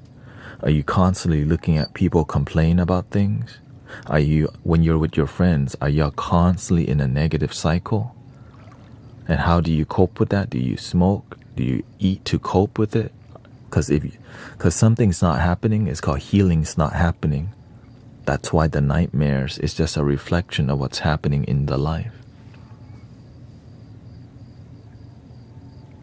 So there's a lot involved. So when nightmares happen, that's the brain telling you, this is not the life you want to live. This is not a harmonious life. So you have to be willing to change. You have to change the life that you're living. Change your friend circle. Change your mentality. Focus on more positive things, gratitude, joy, optimistic. Learn how to be more loving to yourself and learn to be how to believe in yourself rather than more negative things. And sadly, a lot of it comes from victim consciousness. Like imagine you're sad and all you do is point fingers. They made me sad, but you don't work on your happiness. You just keep pointing finger. They made me sad. Next day, they effed my life up. Next day, they effed my life up. Well, when the hell are you going to work on yourself? You don't understand. Shut down. Get sad again as a response. And then when you go to sleep, what happens? It uses that same technique when you're sleeping, because in your waking world, you're practicing focusing on not taking responsibility and blaming. So when you go to sleep, your brain doesn't heal, right? It just keeps spiraling negative habits because you're living that way too. So that's why your sleeping world is a reflection of your waking world, but it just manifests in a different way, from my personal observation.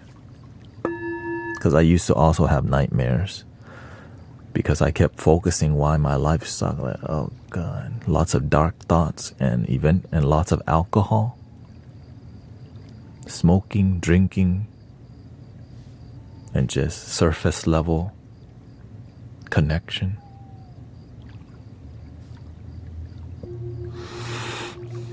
How do you quiet? I hope that helps thy inspiration.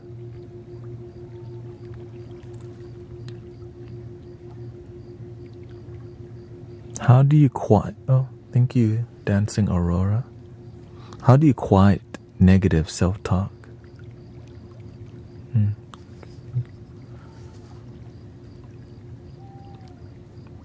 That's on autopilot. I'm not aware. I'm not aware anymore.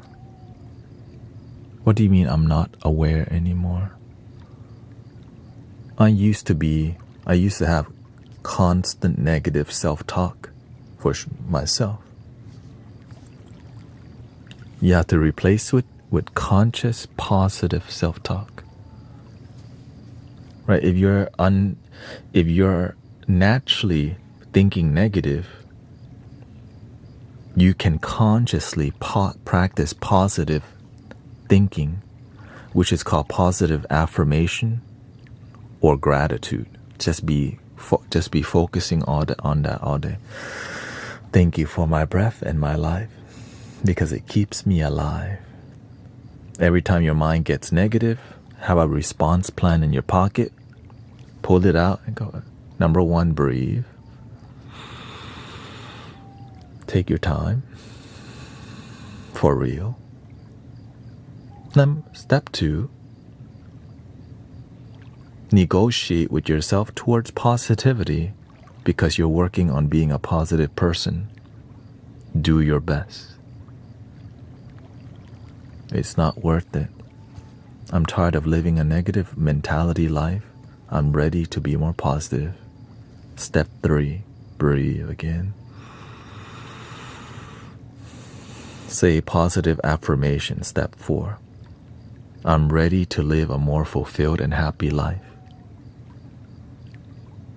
I'm open to love and light and let go of what doesn't serve me. Thank you so much for my life. Right? So it could be, and then step 5 and 6 or whatever, breathe. So the more you have this methodical thing, I don't believe the affirmations. Yeah. When you just started, you're not gonna believe because you're a baby.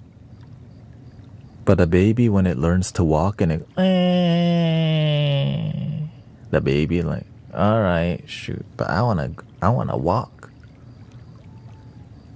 So the baby keeps trying with the help of the parent, with the help of community, therapists.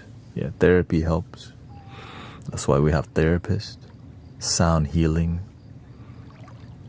and also YouTube, the video tube. There's so many resources. That's what helped me heal. I just went to the video tube and started researching how to be more positive in life. Positive affirmations. What positive affirmations? How to visualize a more happy life before it happens.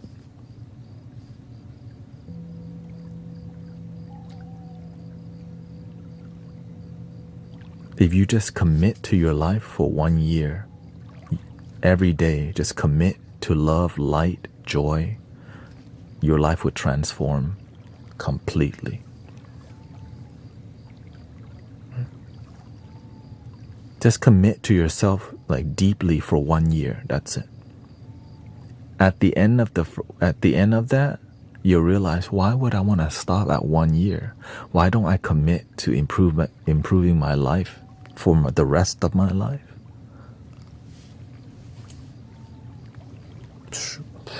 Shoot, maybe that makes too much sense. I don't know. You know what I mean? Because when you find amazing results, you're like, well, why should I stop at 1 year or 1 month?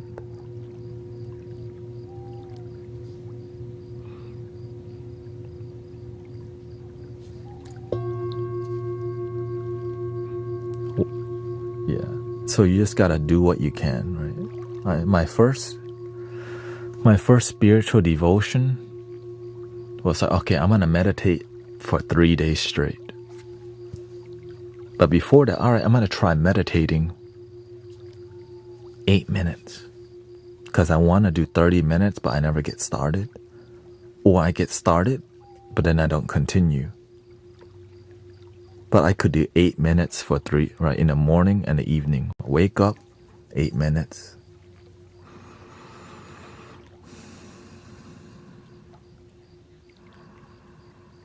Evening, 8 minutes. After 3 days, I'm like, something's working. Whatever it is, it's working. Okay, let me try a week. All right. So I try meditating for a week. something's really working. I'm feeling more positive. What the? And then I stopped. I'm like, something's missing. What the? Oh yeah, I was meditating before. Or I didn't call it meditating. I was doing my spiritual thing before. Right. So I went back to it. All right, I'm gonna commit for a month. When I committed for a month, I was like, holy, this thing, it works, man. It worked so good. I was like, why isn't everyone doing this right now? Why are we all stressed out in life? We could just meditate. We can just be doing affirmations and all these things that help us to feel more joy.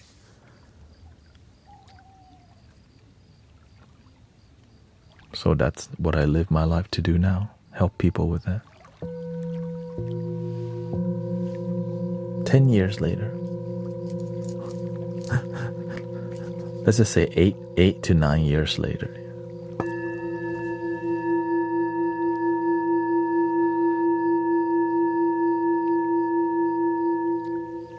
Then eventually I found deeper devotion. Right? In the beginning, I was just experimenting. Why should I even meditate? I don't want to. I'd rather play Call of Duty or play Team Fortress 2. I want to be the engineer. Yeah, build turrets. Think, think, think. My turret is now level 3. Right? And so, but instead, like, you know what? I'm trying to change my life.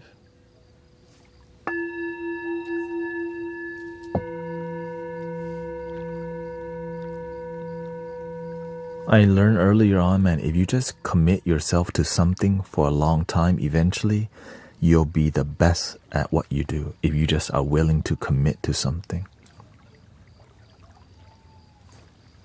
Ta-ta-da, ta-ta-da. Maybe your thing is guitar. Maybe your thing is be a yoga teacher.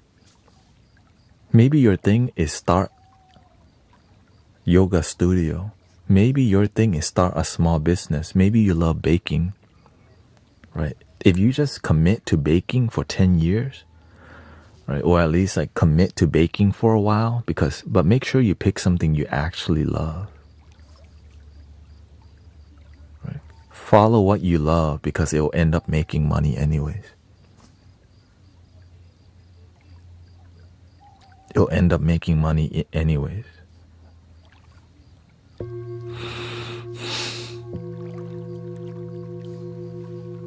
You'll eventually find a way.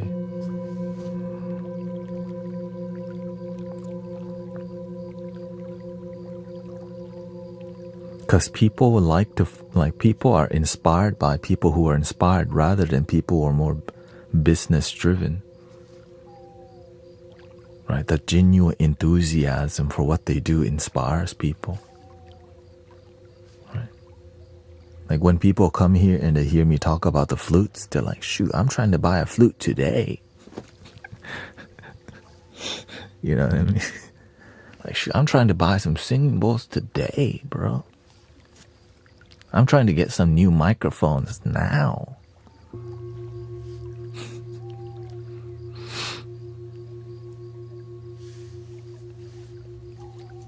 Be the change you wish to see in the world. No, I don't sell flutes yet.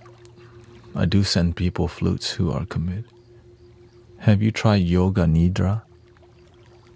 I think I already practiced something like that, but I just don't have a name for it.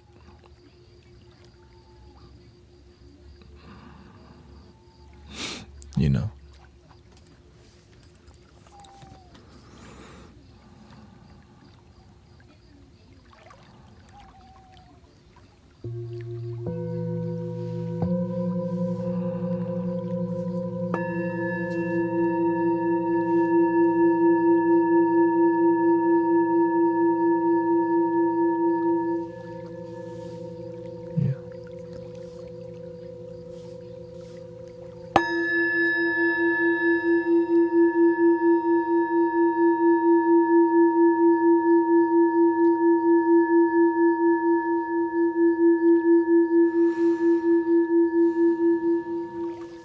The reason I don't focus on selling stuff is because it disrupts the healing energy. Right? When people naturally, when they hear the flute sound good, they're like, man, where did you buy those flutes? But most people don't ask, how do you play the flute like that? You see what I mean? They always ask, where did you get the flute from? But they never ask, how do you play the flute like that? That's how the world thinks, right?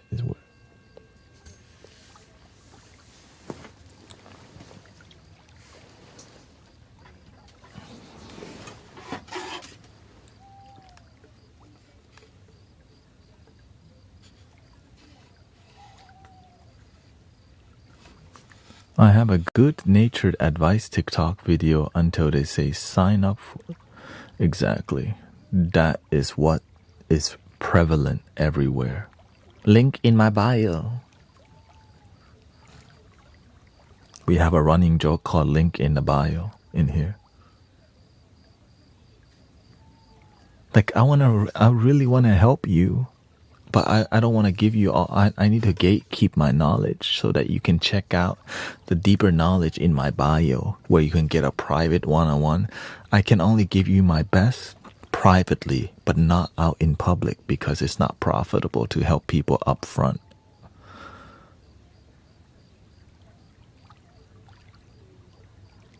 That's what they're really saying.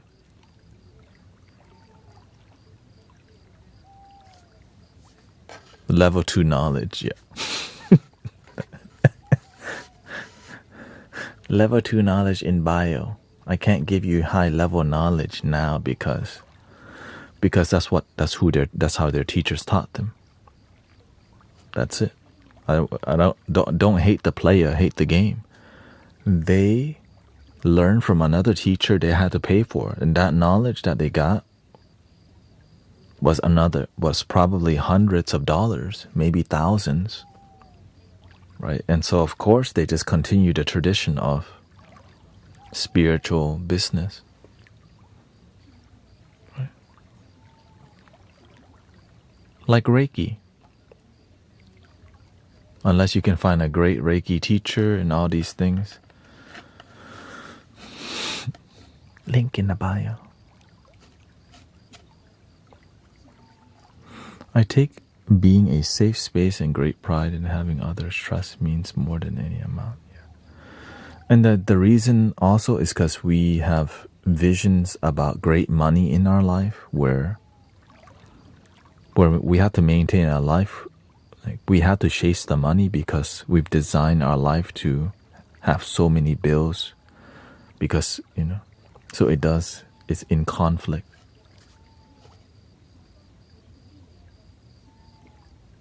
So that's why the reason I'm like this, because my mentors, like I didn't take any sound healing certification. As a matter of fact, I paid one time, and that person never came back to the city to host it.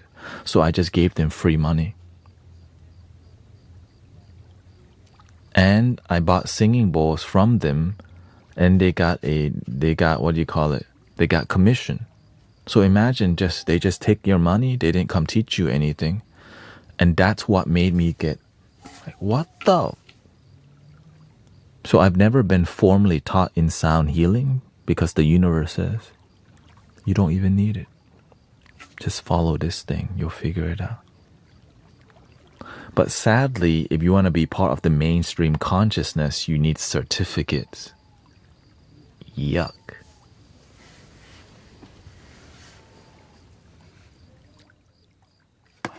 My certificates.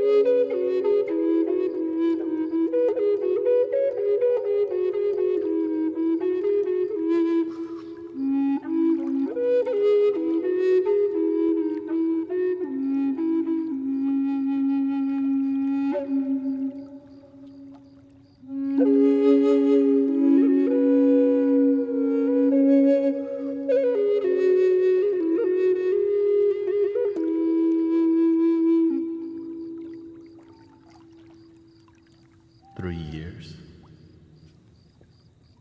I remember I only had 2 flutes at that time and I didn't sound good at all. 3 years ago. I was like, man, you sound like the flute sounds good, but I didn't sound that great. But I just kept practicing because the universe. In our group locally, we have a crystal bowl player. We have Brother Sean playing the handpan and Tibetan bowl. And then we have Brother Charles playing the drum. We don't need 2 crystal bowl practitioners. I have flutes. So I slowly just kept practicing more and more and more and more. And eventually something cracked. Like just the diamond. I just started polishing it and it started to shine. And I was like, okay, what the? And so the universe guided me to buy flutes with I had tax money, okay? I spent my tax money, my tax return on flutes. And that was like the catapult. Doink.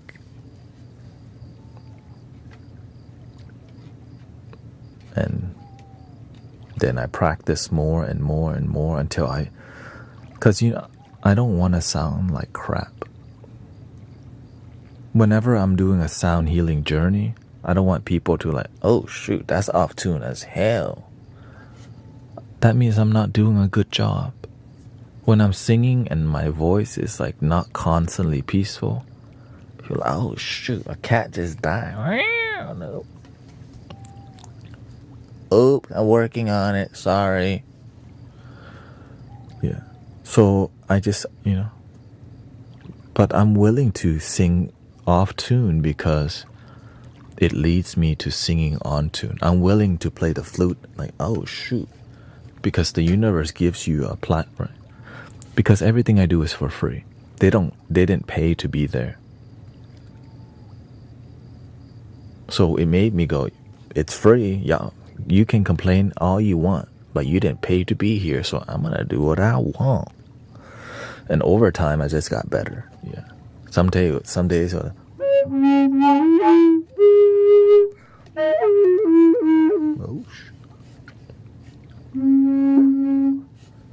And also, I need things to be interesting for me. Right? Whenever I'm playing the flute, I need like so many variety because it's my style. I enjoy frolicking. So when I'm playing the flute, I have it's a frolicking style. It's either slow frolicking or it's fast frolicking.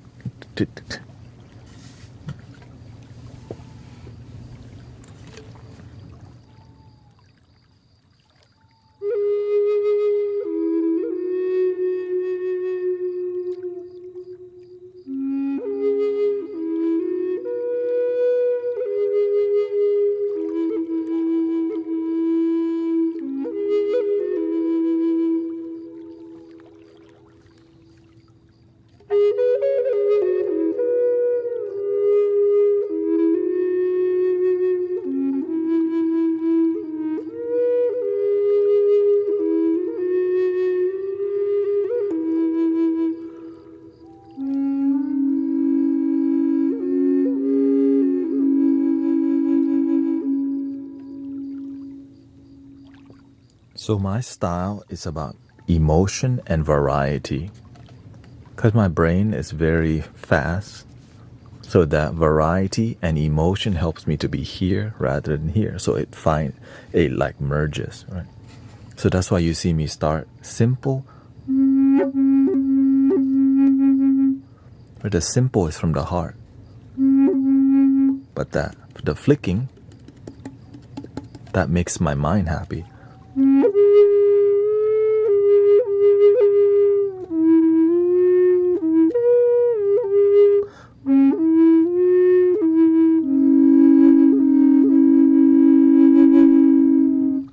the vibrato helps to make my heart and mind happy, because like it's soothing, but there's still some stimulation coming from the.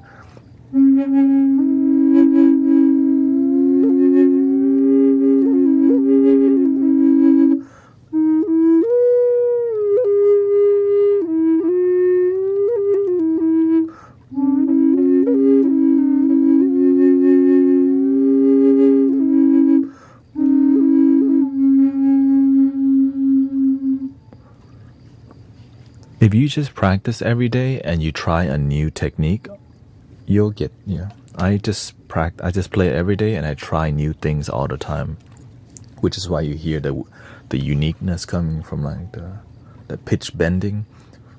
Here, let me move this so y'all can at least see the pitch bending.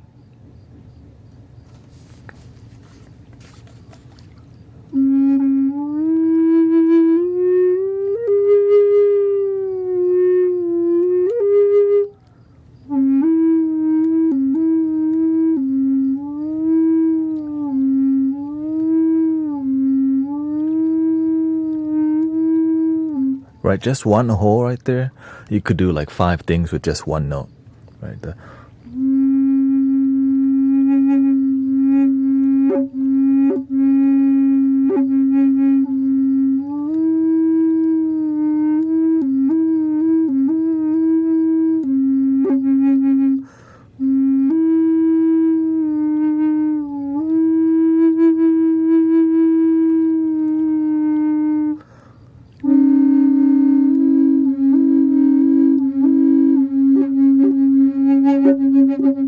you can aggressively do the vibrato.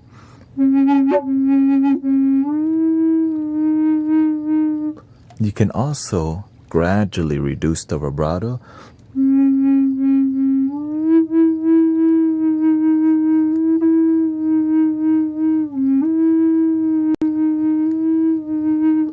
And then you could do that with both pipes.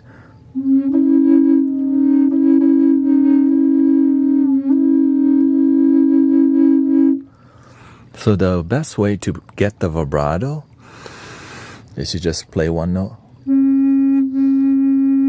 First, don't breathe deeply. Just breathe regular.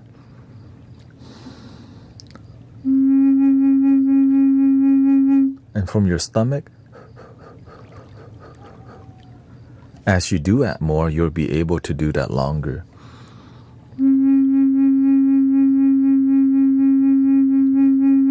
When you breathe too deeply, you focus more here, right? You feel pressure here, but if you don't, you do stomach breathing.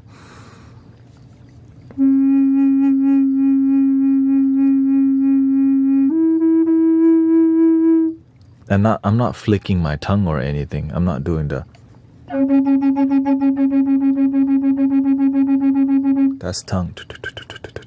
There's, right, it's different. There's. And then there's the vibrating your tongue.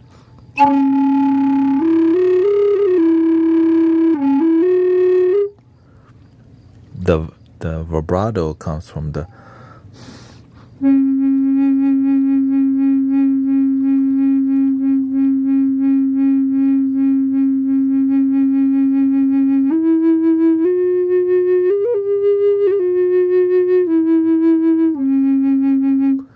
So in the beginning, you want to exaggerate the.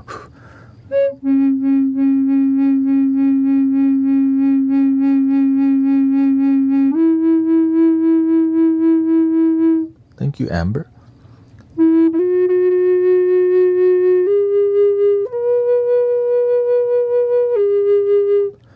And you want to use all of the air that you have, because the more you use your air, you're exercising your stomach, right? Your diaphragm, right? So the more you go all the way,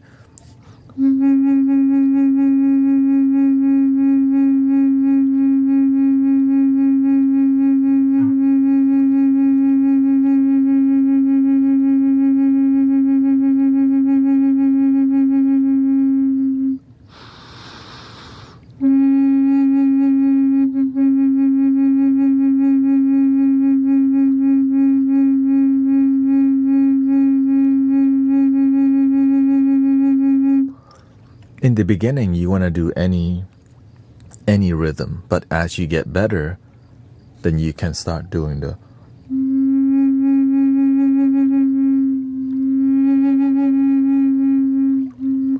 gradual vibrato. Also, you can also work on volume control and gradual increase, right? The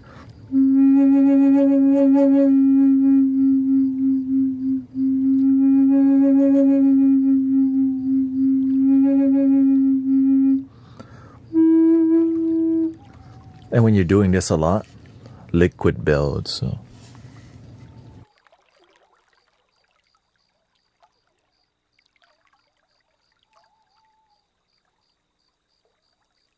So the way you get rid of that is you cover the hole halfway, you turn it upside down. Okay, see? You turn the flute upside down.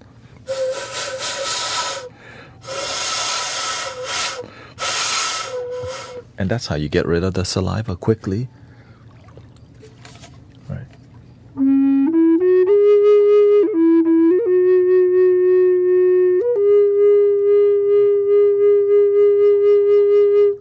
Eventually, you get used to having stomach pressure in your diaphragm, right? It's like doing ab workout, but it's not so intense. It's like a gentle pressure here.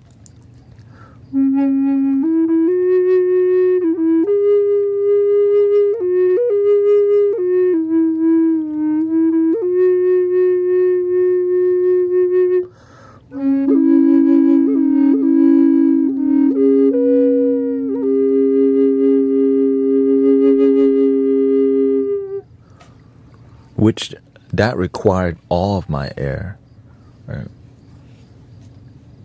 But when you're not used to it, it's nervous. It makes you nervous because you're using all your lung capacity, you know?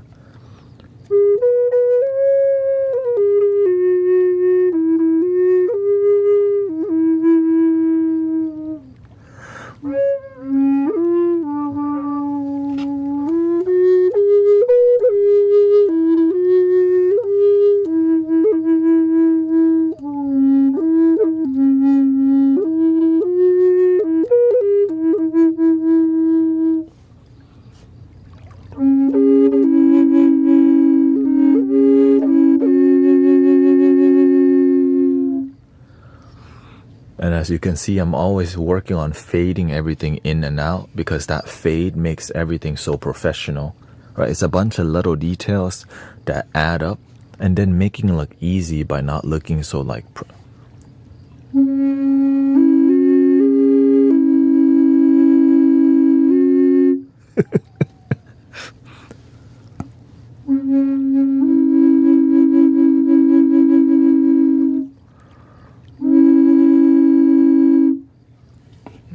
You look kind of nervous, bro.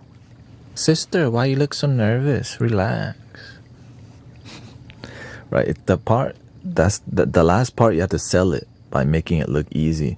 Like some people think I'm being like ego by saying some of these things. I'm just being really honest to you about what's really happening. Right, so the more you make it look easy, the more people forget how difficult that really is and focus more on the emotion. Right.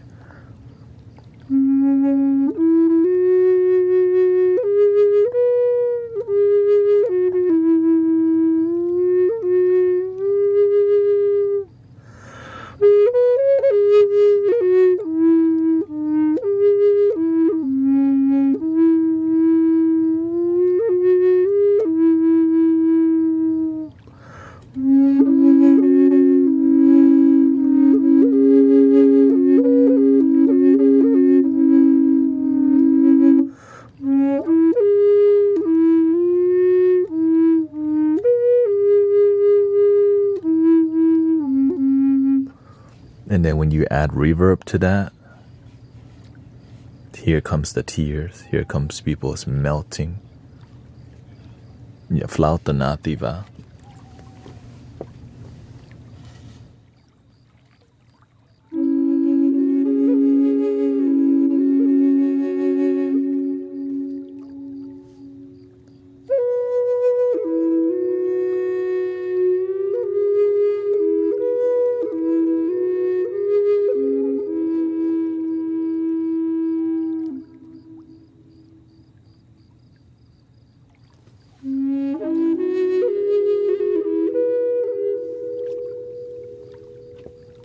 here's the last part. Okay, I have really good audio equipment and miking techniques that I've refined over years also.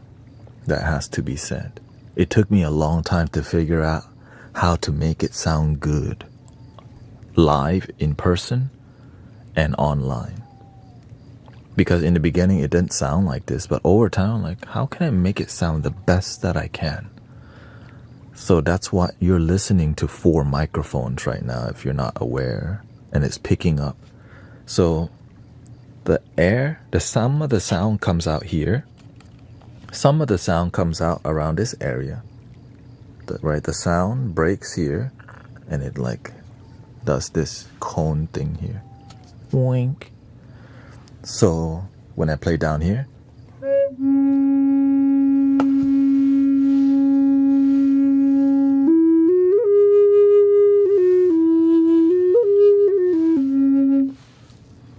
so there's a big difference in where the sound. So that's why you see me doing this, because the sound is, if I play down here, some of the sound is only coming under the table.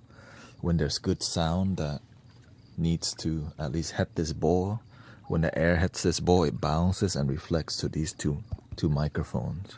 So I'm paying attention to these details so that y'all can get like, oh shoot, this is hitting, kind of, you know.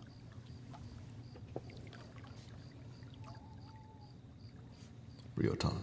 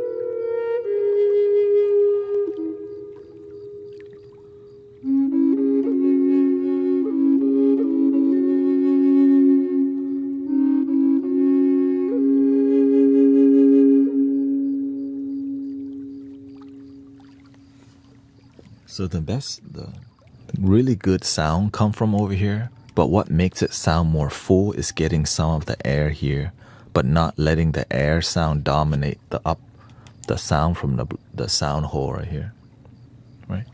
So that's why you have to, again, whether you realize it or not, I'm monitoring everything, right, on here.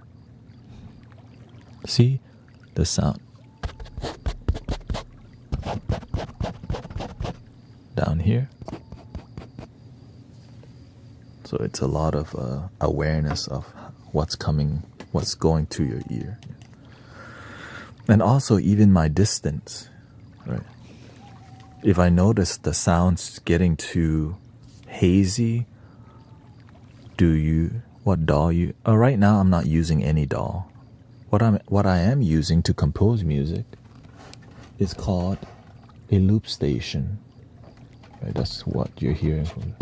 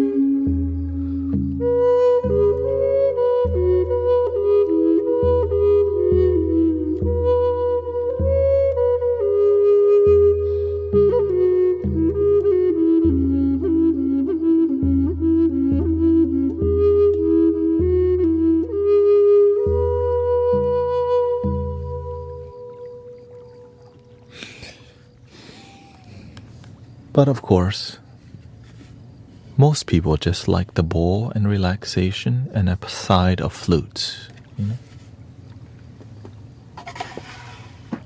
Because why? The bowls help people with sleep the most, and people have more sleep issues. When you help people fall asleep, that's a really good impression to make, right? That's a big deal. Flute music, some people like. But bowl music for sleep is like, holy, where has this been all my life?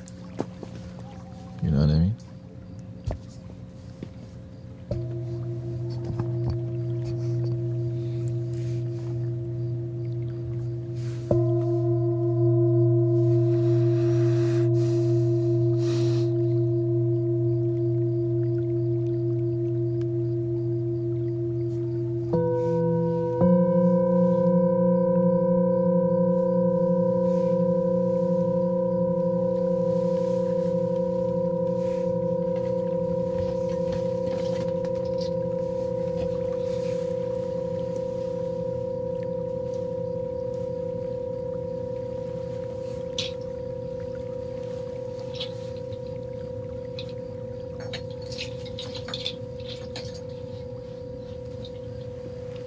But if it gets really tricky, you know, yeah, then you hear it.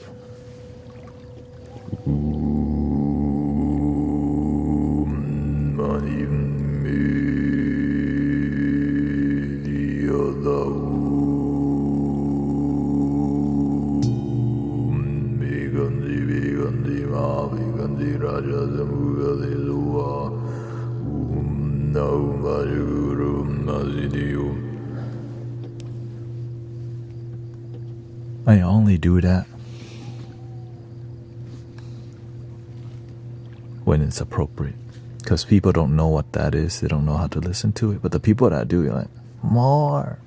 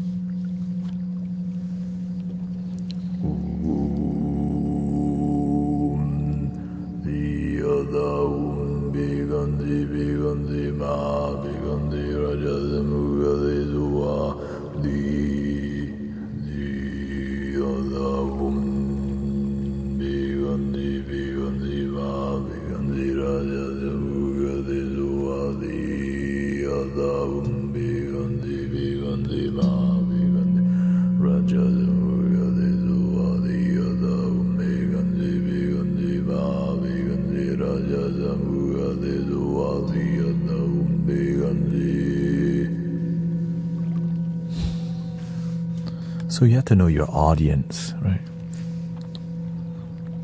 When you don't know what that is, that sounds weird. Right? But if you have an open mind, you're like, wait a minute, this actually is relaxing. You know what I mean? The people who don't get it, they hear like, what's that one movie? Dune? Oh, it's Dune. Right? Or, oh, what is he conjuring? But the people who like see it as Tibetan throat chanting, they're like, yeah.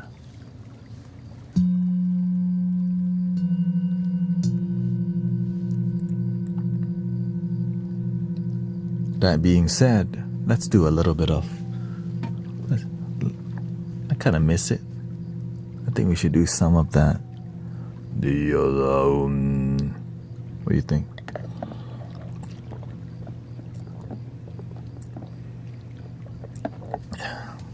But I think I should work on my lower octave.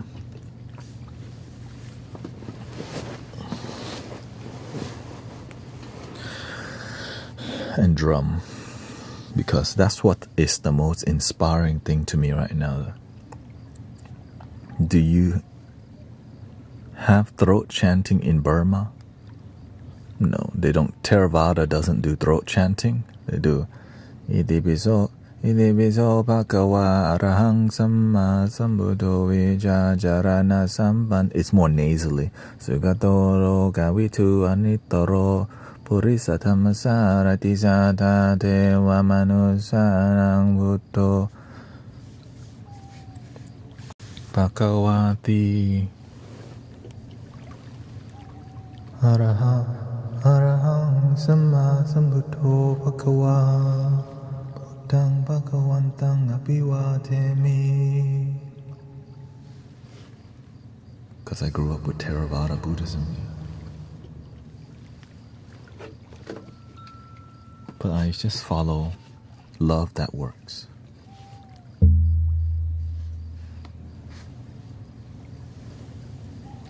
Shout out to brother Arrow Eyes for the shirt, by the way. Arrow Eyes. Spiritual sounds.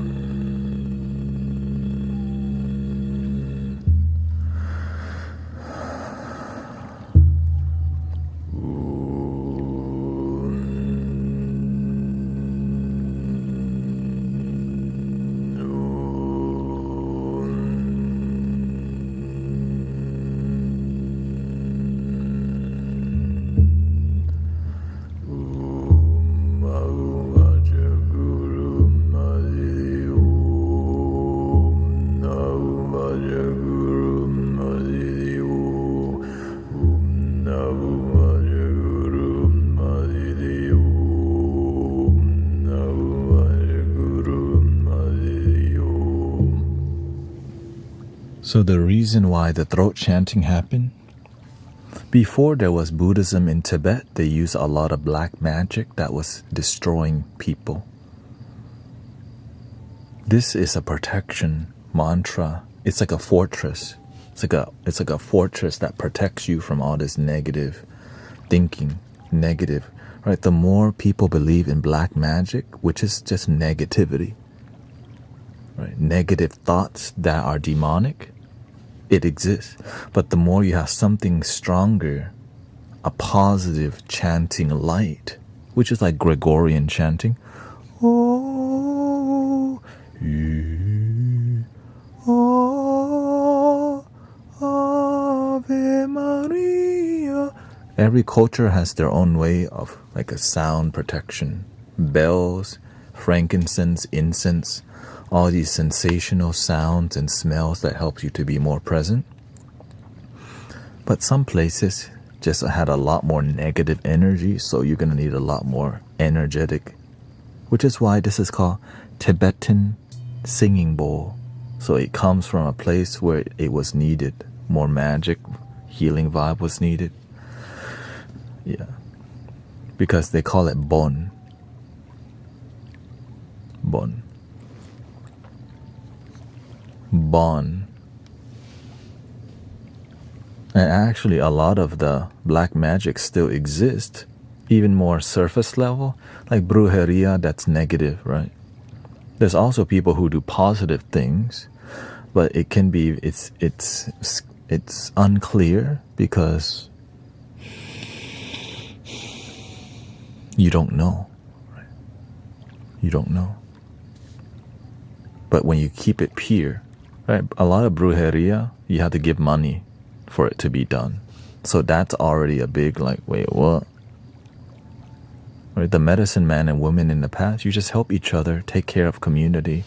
Right? Nowadays you do need money, but sometimes you can get corrupted by the money that it loses the purity. Do you understand?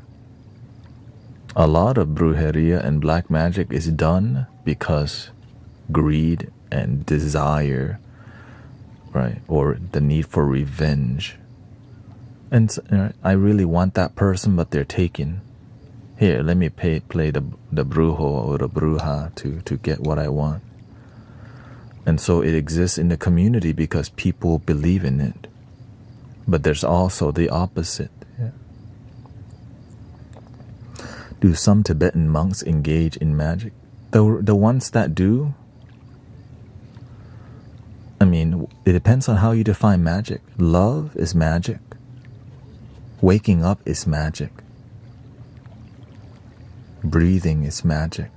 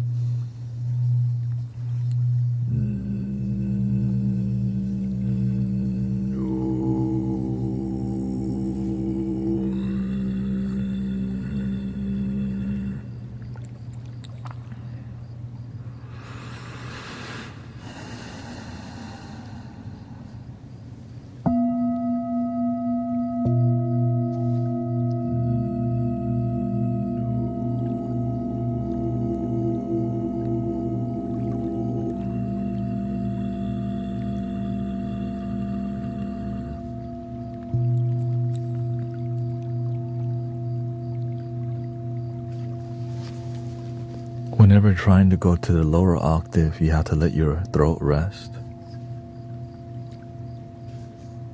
Right. So I'm at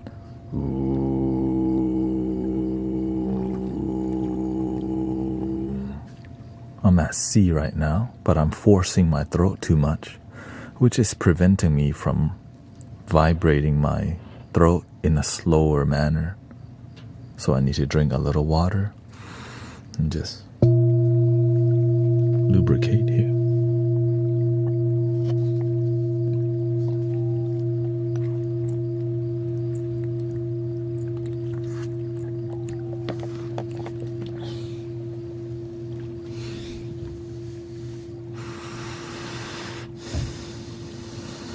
Let your throat settle.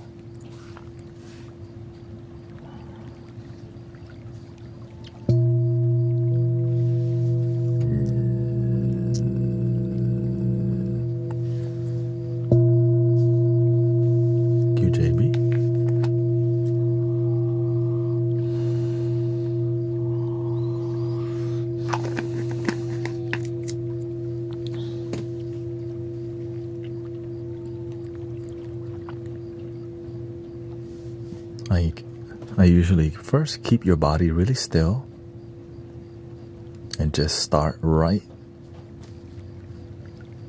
at the lowest part of your throat that you can control, and just you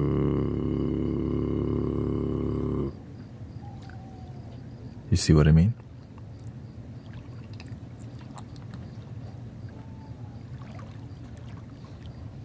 At the lowest part of your throat.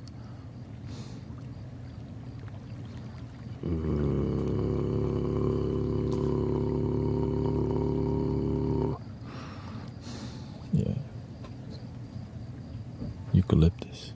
Hong Tai. Hong Tai.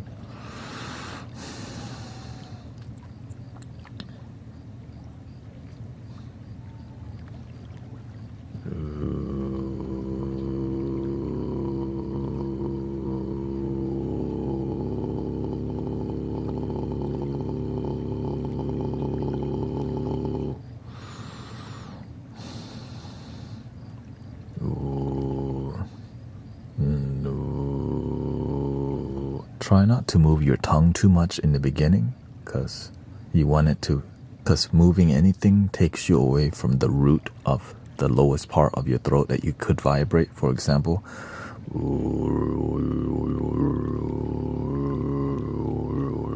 right? Just keep your tongue still and just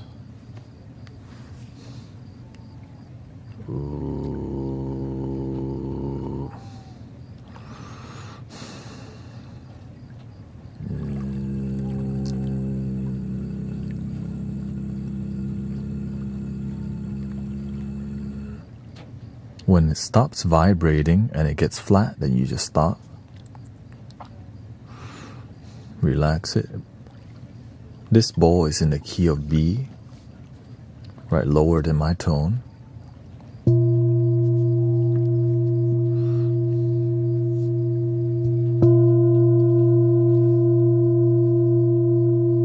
It's really B1 and B0.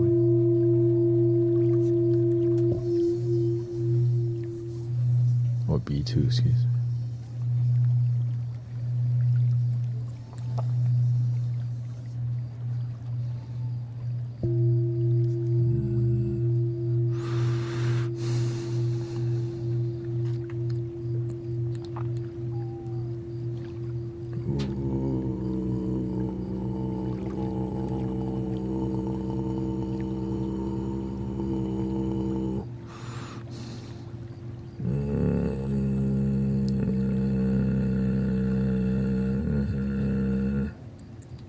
When you're getting that grumble,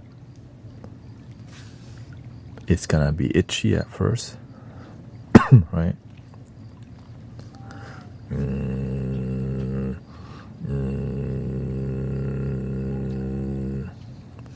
That you're going in the right direction when it does the grumble.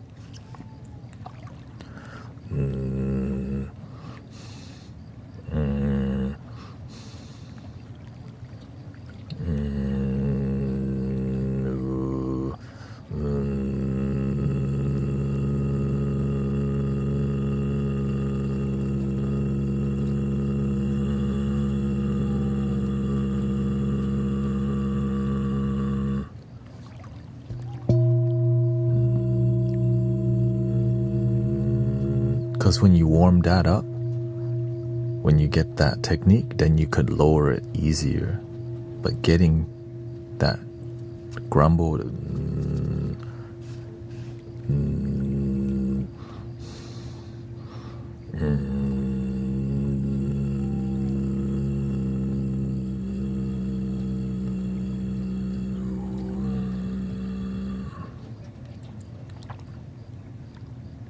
but I think I already got too much blood flow from the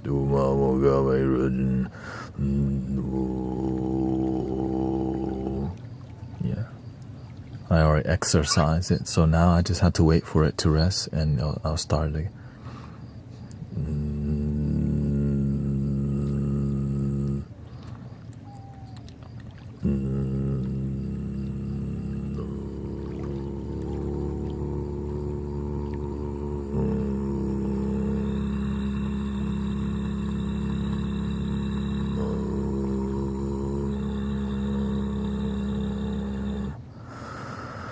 As you can see, you can control how low it gets. So the quieter you get, the more lower it gets. And then as you practice, when it's quiet, it'll slow. Whenever you practice low volume, it'll increase volume later.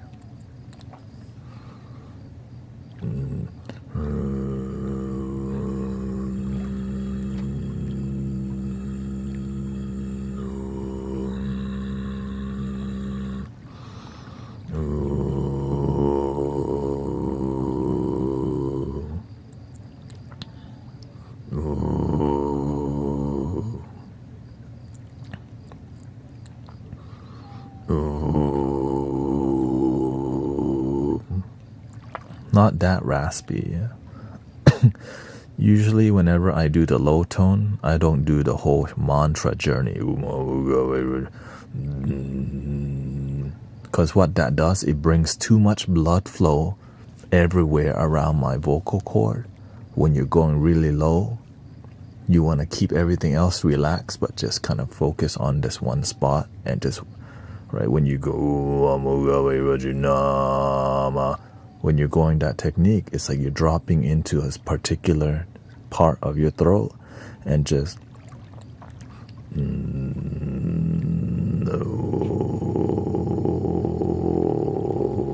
right, that area right there.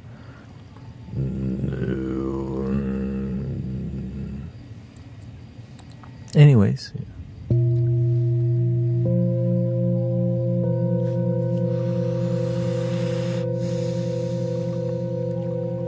or you go live at medicine? Possibly, yeah.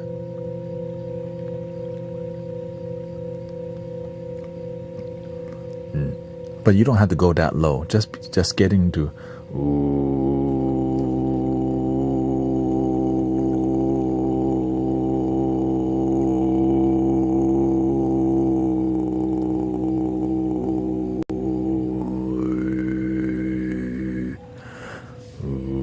and you can just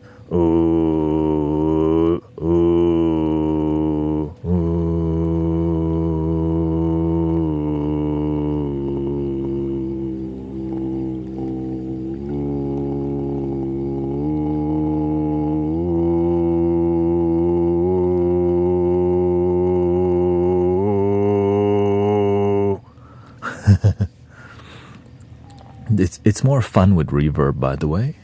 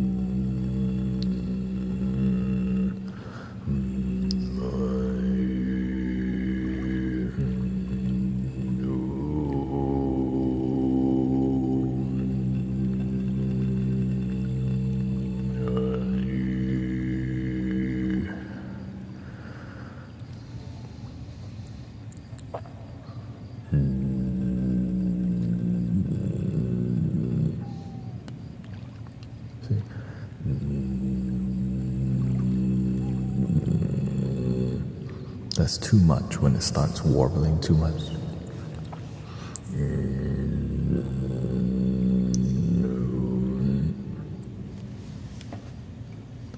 Liquid, liquid. Just a little bit, or else you end up burping a lot.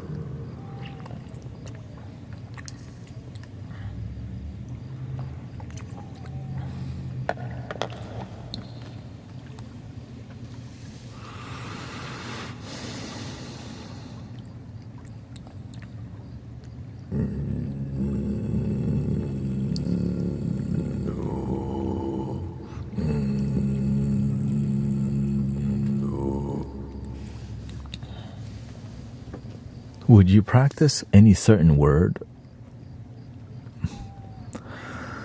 Anything works. Just keep it one syllable. But you could eventually do everything. Like, we are the guardians of planet, the protectors of the waterland, and we are the angels of planet of Peter, change matter, day spreading love, welcome, heroine, spiritual sounds. So that's eventually you start.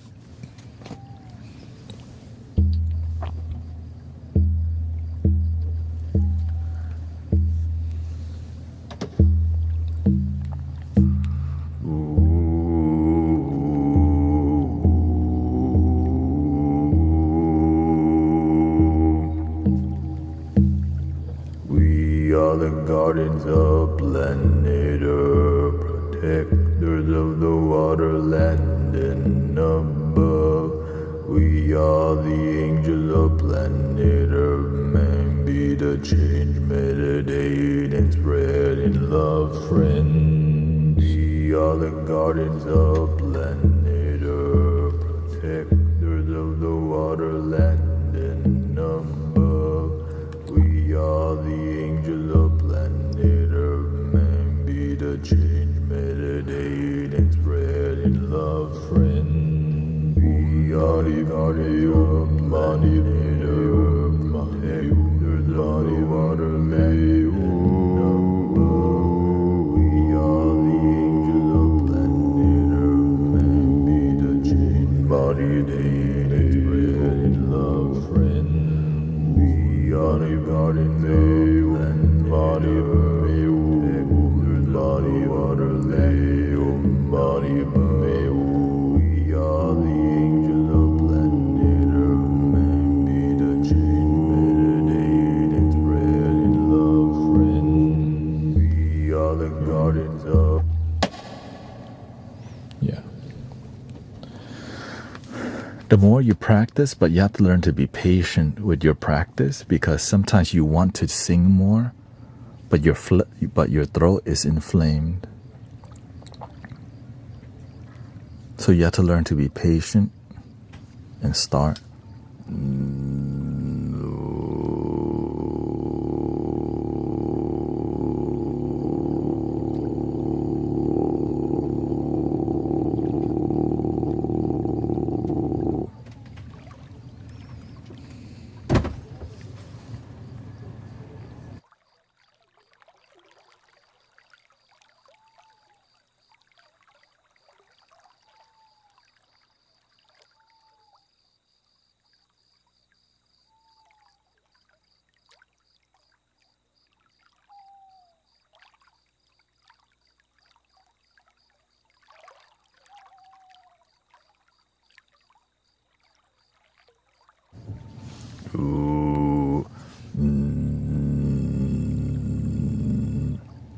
If you can see, as you see, when my throat's warmed up and I rest a little bit, it allows you to go.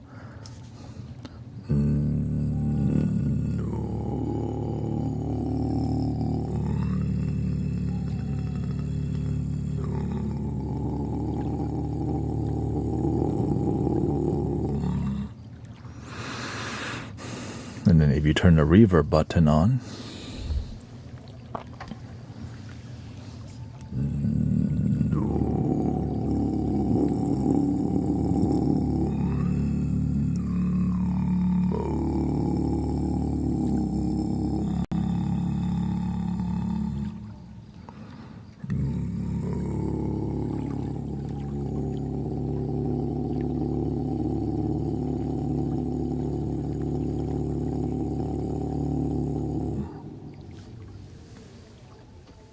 I try to make it sound acoustically pleasing because we are sound healers, right? That's my, but you don't have to be like you can just be, right? Because whenever you make it acoustically sounding good, it makes people feel something unique. But you can just,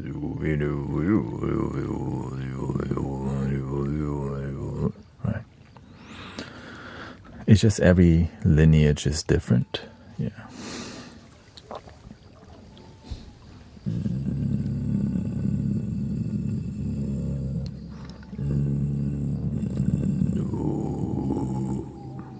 Too much, right?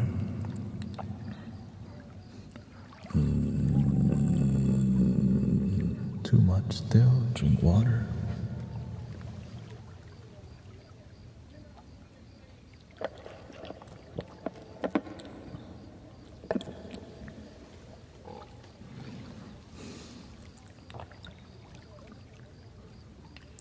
Calm everything first. Center everything.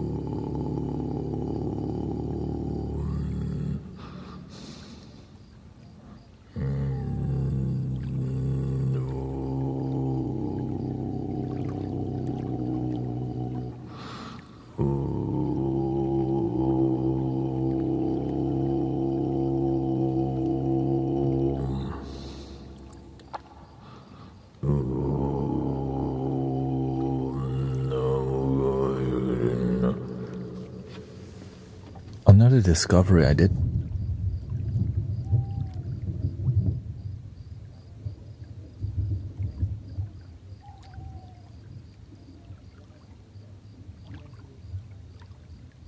Another discovery I did find is that if you use some mantras, it helps you get lower, right? Like Om Mani Padme Hum does get you low, but when you use like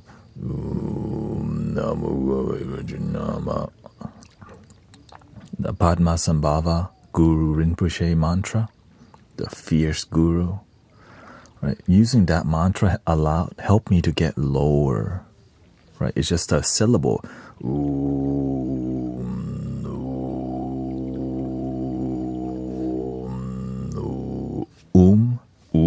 Rather than om, right?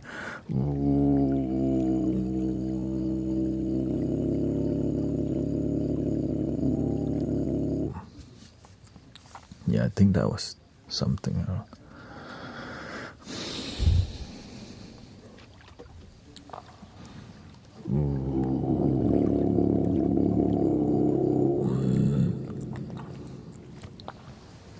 But anyways, I hope you enjoyed that. Yes, I won't be streaming this week till next week. I'm about to go to the grocery store with Grace right now to get the camping supply. I hope you enjoy learning about throat chanting and throat singing, which is a secret technique that if you don't have somebody constantly teaching you,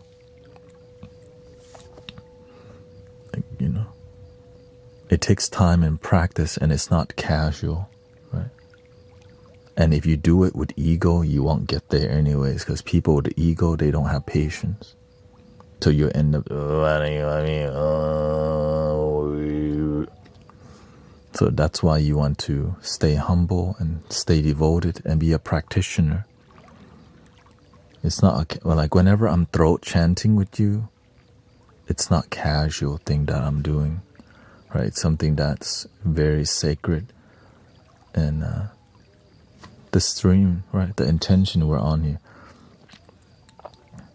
So treat it with respect, and you can help a lot of people with vibration.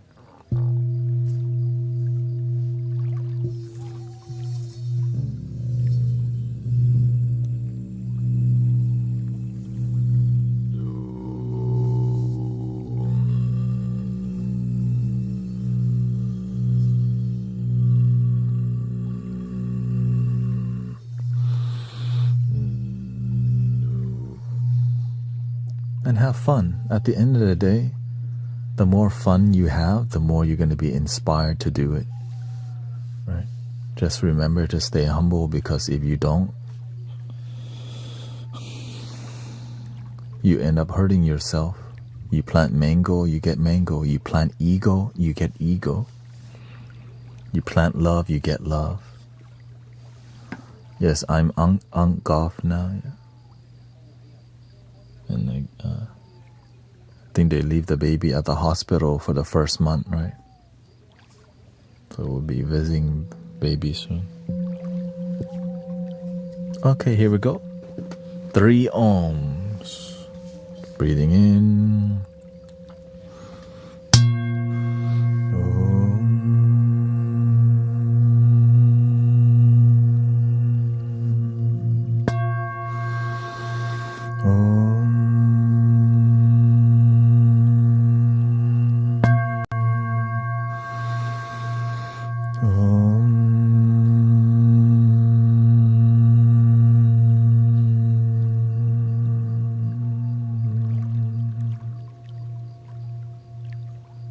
Please love your damn self. And enjoy the chanting. And so whenever you chant in a lower tone, you end up meditating more too, right? Because you have fun breathing. And so it gets you to meditate. It makes your body healthy too, because you're doing a lot more. Right? It's a breath work that's engaging. So, yeah. Anyways, I hope you have a wonderful day, and I'll see you when I see you. Thank you to everybody, by the way. Thank you, all the moderators. Thank you, Dick Mandislav, Dusk. Thank you to everybody hanging out.